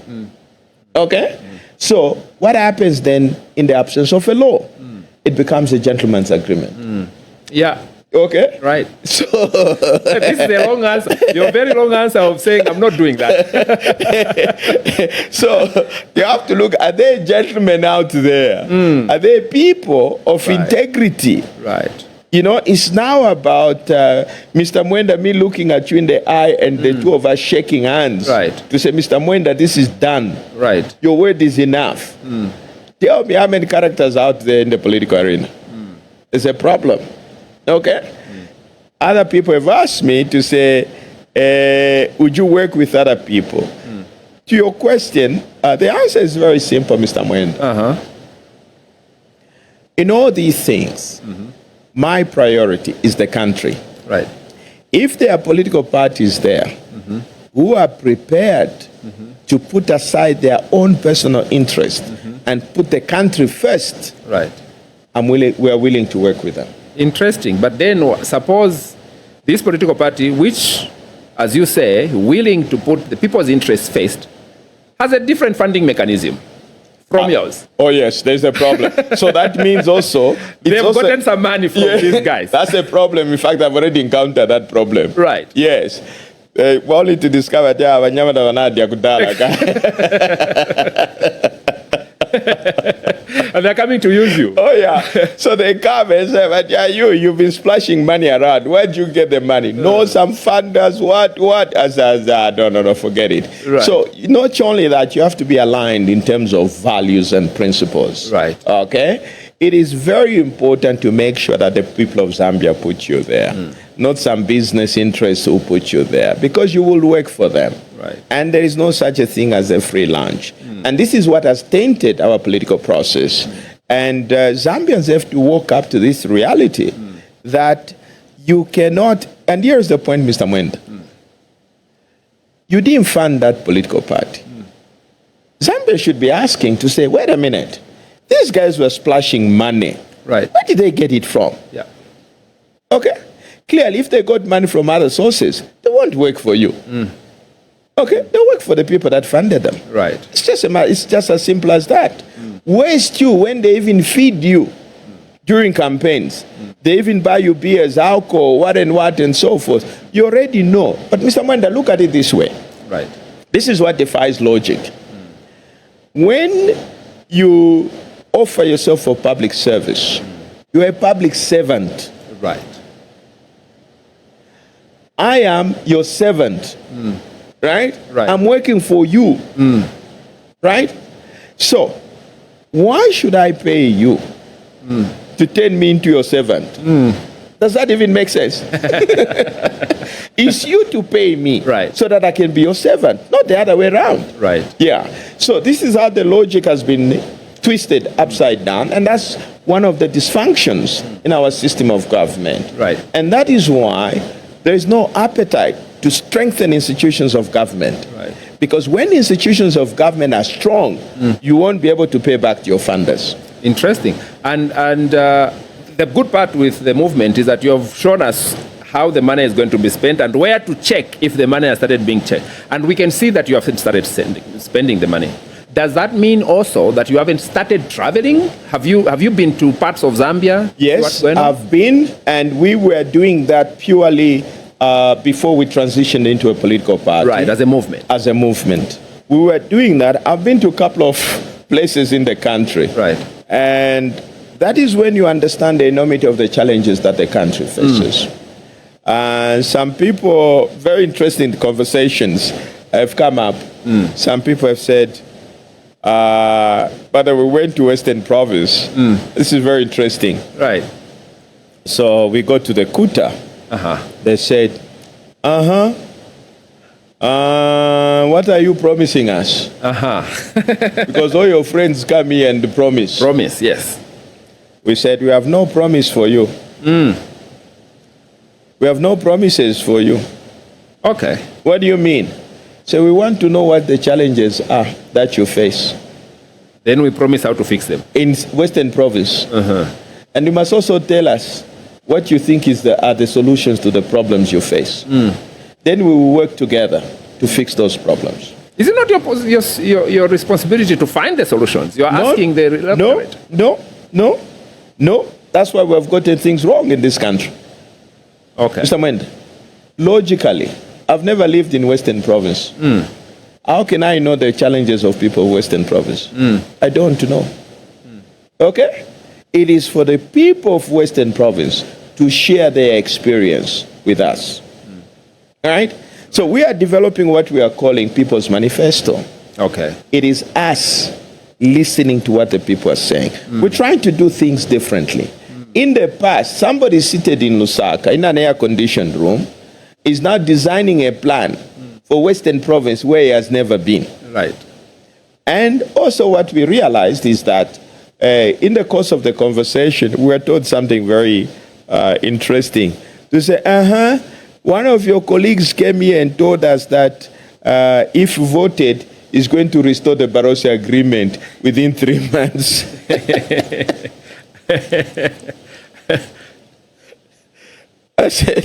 I said, you know, I do acknowledge the Barroso Agreement is a problem. I don't have a blueprint for it.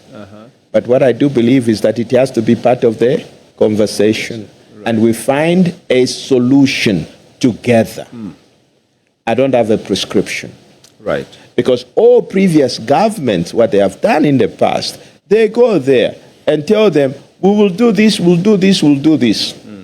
They get into office, they discover that those things are not feasible. Right. Now, very interesting. When we finished in Western Province, I drew one of the Indunas aside. I said, tell me one thing. What is the one thing that can be done to transform Western Province? Know what he told me? He says cattle. Cattle? Cattle. Okay. What do you mean? He says, we don't have veterinary services. We don't have extension officers. We'd like to introduce a different kind of breeds of animals. Right. If we can just grow that industry, it will transform Western Province. Okay.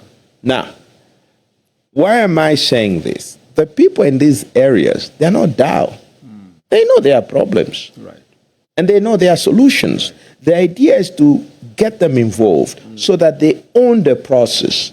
They can attend to those problems. Now, there has to be a buy-in from the people. Right. But when you go with your very intelligent solution from Lusaka to Western Province, that's how most of these things fail. Right. Okay? So it's been very, very educational. In Mongo we saw that. And what was also surprising in Senanga, we go there to say, what's the biggest challenge here? Right. I said, water. I couldn't understand. But there's some basic rivers flowing. Right. What it shows you is that you cannot have a generic approach to challenges facing this country. Right. I've been to Northwestern Province. Their challenges are different.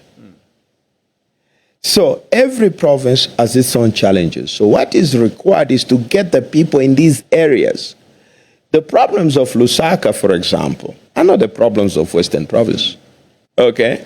On top of the list on Lusaka, for example, one might say we need the urban redesign. Right. Okay? Because Lusaka is chaotic, especially during the rain season. Right. Somebody can say that might be a priority. Right. Even when you say, what is the solution for the youth? I've seen some programs that have been launched about the youth. Of course. The question is, how many youth were consulted to say that is indeed the solution? And what makes you think that what you have done is indeed the solution? You need to talk to the people. And not only that, even the youth is not uniform. Right. The challenges of youth in the rural area is not the same as that of in urban areas. Yes. Okay? So that is the kind of approach we're having to be able to look at things, to try and do things differently. You cannot do things the same way and hoping that the outcome will be different. State Council, I want to tell you something that many people who are close to you might not say. You strike me and a lot of other people as someone who is quite elite and very educated, not a grassroots person. Somebody who, even your English, State Council, maybe they don't tell you this. Your English is very unique. You speak with a very good accent, which almost makes me believe you actually went to school in Europe or in America or somewhere. Are you one of us? Mr. Mwenda, those are the usual tags that people give, right? In fact, it is my background that has inspired me to do this. Is that so? Yes. Mr. Mwenda, I grew up in Chimoemwe first. On the Copper Belt? Yes. Chimoemwe.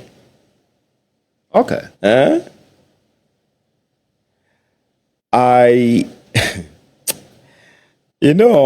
Appearances can be deceiving. Mwalidiapo bwali nembalala. Sure. Mwalidiapo bwali nembalala. And mwalidiapo bwali na chisense ya kukwangula fi. Mwajua chisense ya kukwangula. My background is very humble. Is that so? Yes, Mr. Mwenda. Very humble.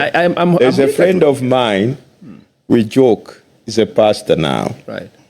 We used to say, in those council houses, some were very tiny. So you'd actually sleep in the sitting room. Having your own bedroom was a luxury. And we had a saying to say, you go on a blanket, it's like a book, where you roll it, one part of the blanket is the mattress. You sleep on one side, you cover the other side. Yes. Was that you? Yes, that's me. Really? Yes, I've gone through that. It's very difficult to tell. I started by Koloboi. You know what Koloboi is? Yes. Our traditional rural kind setup, paraffin. Yes. You wake up in the morning, you put your fingers in your nose, soot comes out.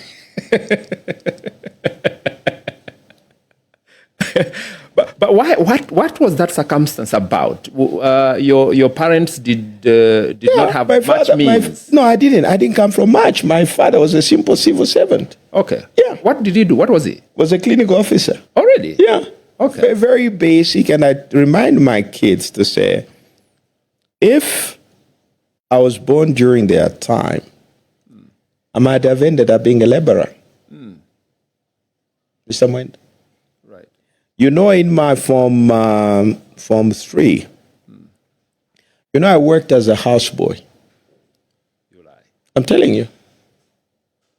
Okay. Yeah. Where was this? Is it in Luansha. In Luansha? In Luansha, yes. Do you remember who you were working for? Yes.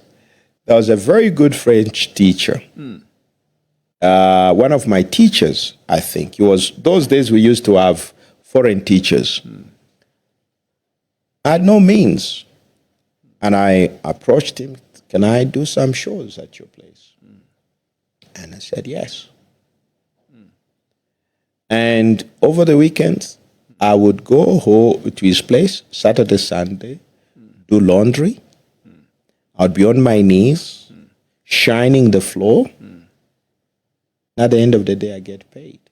I'll do laundry. After doing the laundry, it's dry, iron, and put the clothes properly and everything else, just to make ends meet. So I laugh when people say I'm an elite. No. But I am mindful of one thing. What is it that has gotten me from there to here? Right. Education. And that's what I was going to ask. Education. Why? It's not just education. Government was functioning, Mr. Mwenda. Government was working. I had free education from primary school to secondary school. I finished university, I didn't pay. I got out of university with 2 degrees thanks to government. So, that reality is not missed on me. Right. Okay? So school is what gave me the opportunity. In the process, I've had the opportunity to travel the world to see how things are done differently. Now, Mr. Mwenda, when you have that kind of privilege, you have to be abnormal not to want other people to transform their lives as well. Right. Okay? That is what I have been, this is what it is all about. Right. Okay? To say, can I give back to the people? Can I make sure, because us being sponsored by government was commonplace. It was nothing magical about it. But systems were waking. Right. Those systems are broken today. So when they say elite and everything else, I mean, you don't parade these things to say my background is this. Yes, in context you can disclose. Because Zambians want to know that you are one of them, and they want to know that you associate with their struggles. And when you tell stories like this, you might not understand the impact of such stories. When you tell people to say, I actually grew up in a household where we didn't have the means. No, we didn't have the means. Even just the electricity. Electricity, And you had to work as a house. You know, people can relate very you know Joe Saka? Yes, yes. I drank water from Joe Saka. Yes, early in the morning you have to fill up that thing and then you go and hang it on a mango tree. Right. Yeah. In October when it is so hot. I lived through that. So is that to say that you were so brilliant in school that your academic performance passed away? Yes, Mr. Mwenda, we had a system, right, where the only determinant was what was in your head. Right. Your father's last name was inconsequential. Your father's bank account was inconsequential. The system was so transparent. I remember when we were in Form 5, grade 12 then, the day when they published the results, you know what the system was? Right. There was another list of candidates that have been selected to go to university. On the same day. Right. You didn't need to talk to anyone. From your results from the examination council, they are taken over to UNZA. UNZA makes an assessment, and then from there, you are selected based on your choices you have made. Yes, it's education. It's education. For me, I didn't come from much. But, you know, they had friends who came out from houses where there were electricity, there were fridges, there were these amenities and everything else. But you know what the greatest equalizer was? Education. Education. Right. Yes. So how do you... I'm glad to hear that, because we don't get to hear a lot about you with that kind of background. And this is the reason why sometimes people can be malicious. And I've heard stories, people say, actually, State Council Sangwa is not even Zambian. He's actually Congolese. And I said, oh, wow. And they say, have you ever even heard him speaking any local language? And which gives rise to the next question. How are you going to campaign in the rural areas if you can't speak any of our language? Mr. Mwenda, you know, these things I don't respond to every allegation made. I can add to that. Others have even said, no, he's not even married. I don't even answer to that. You see, you have to understand one thing. Again, the Constitution is my guiding principle. What's the official language of Zambia? Well, the official language is English. English, right? Yes. So, Mr. But not Mwenda, everybody for speaks me, it. yes. For me, when we interact, I can't start by assuming that you understand a certain language. I'll start with you in the official language. Right. Okay? Because I'm contacting you in an official capacity. Right. Right? But when we become friends, then maybe we can find a common language that we can speak. Because then we are friends. Okay? So I've been in the parts of this country. I've never failed to communicate, by the way. Okay. I've never. Which languages do you speak? Which local languages do you speak? I've heard you give a snippet of Bemba here. Yes, I speak Bemba. I've been in Lusaka since 1985. Right. Yeah, I can speak a few broken sentences here and there. So your Bemba is stronger than Chinyanja. That's right. Right. Yes. So I don't have a problem in terms of communicating. But in any case, look at it this way. You have to understand one thing. I know of people that are gifted in languages, and I'm not one of them. Right. I remember I had an associate who could speak 10 Zambian languages fluently. Okay? Right. I don't have that gift. Right. Okay? And so, but again, if I have a problem to speak in a certain area, I'll get a translator. What is wrong with that? Okay? But in any case, how many languages can you speak? If I go to, you're telling me that if I go to Western Province, I must learn how to speak Lozi. Is that what you're saying? Well, what we are saying is at least there must be a local Yes, language. but the point is that how will it becomes feel? the anchor. I go and speak Bemba in the Western Province. Well, then in Western Province, you can speak English and get a translator. But this is what I'm saying. Right. I've never struggled to communicate my ideas. Right. I've never. Okay? But also, what is the essence of communicating? Okay? Is to communicate your ideas and thoughts. But the most fundamental thing is that I must also be comfortable. I speak in a language that I'm comfortable with. And I'm sure not too long ago, somebody tried to speak in Bemba. It turned out to be an insult. You don't want that. No, I don't want that.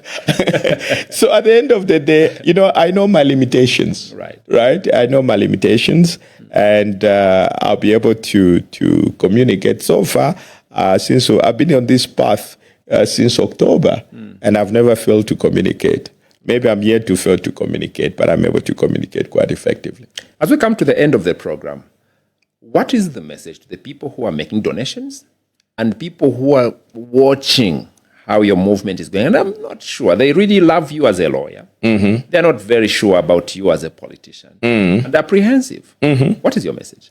Well, it's very simple. It's a democracy, right? And it's a democracy. At the end of the day, people have their own choices to make. I have my message, which I've shared, which we are saying, guys, we need to do things differently. We can't be doing the same thing over and over, hoping that things will change. They won't. And that is why we are saying this is a movement of national renewal, which means that we need to renew the institutions of government. We can't go on doing things the same way that we've been doing for all these 60 years because we've failed to move the country forward. For people that want to donate, feel free. There's a platform. Just there are rules there that we have set. Put the money forward. 20,000 is the maximum that we can receive. If you want, what we just don't want is for you to try and masquerade to say you are the biggest funder. No. But at the end of the day, the success or failure of this campaign rests in the hands of the Zambian people. If they fund it, we go ahead. They don't fund it, we fold the campaign. It's as simple as that. What happens to what's your next step if they don't fund it and you go back to law practice? Well, I'm not really sure yet. Right. I'm not really sure. But one thing that I wouldn't do is to start begging for money, for people to come and give me money or to start collecting money in sacks or anything like that. No. It is, what did you mean, Mr. Mwende, if Zambians don't fund it? It will simply mean that Zambians like the status quo. Yeah. You respect that in a democracy. Right. It's as simple as that. So it's not, I've made my contribution and I have a message, and it is up to the people to accept it or not to accept it, because you can't force your views on the people. That's how democracy works. Ultimately, you have to respect what the voters are saying. And that is why, if you look at it, Mr. Mwenda, I rarely talk about other political parties. I rarely talk about the current government in power. Right. The entity that I address is the people of Zambia. Because at the end of the day, those are the people that have a final say. But what I can say to them is that I don't have money to buy you food or booze. That I don't have. Because that money you want me to spend on you for booze has come from another Zambian. So whatever money that will be donated, it has to be used exclusively for the good of the campaign. Let me also add, Mr. Mwenda. Yes. it's not been an easy journey. I've lost friends in the process. Is that so? Yes. Is it friends who wanted you to work with them and you refused? No. They are friends who simply saw that they had taken a political route, who came up and said, sorry, we can't deal with you. They have distanced themselves. But I'm a patriot. Okay? You expect people like that to make those decisions, and you respect them. But as I have lost friends, I've also gained new friends. Right.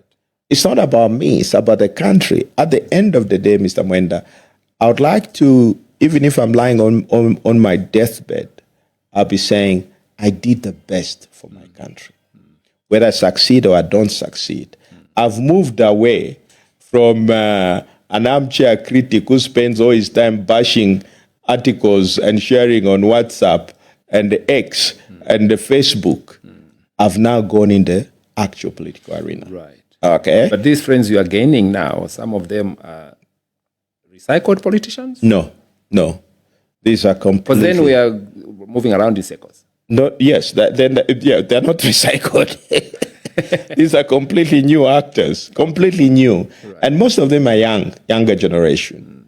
Okay, I think there has to be that management whereby you combine the older generation and the younger generation.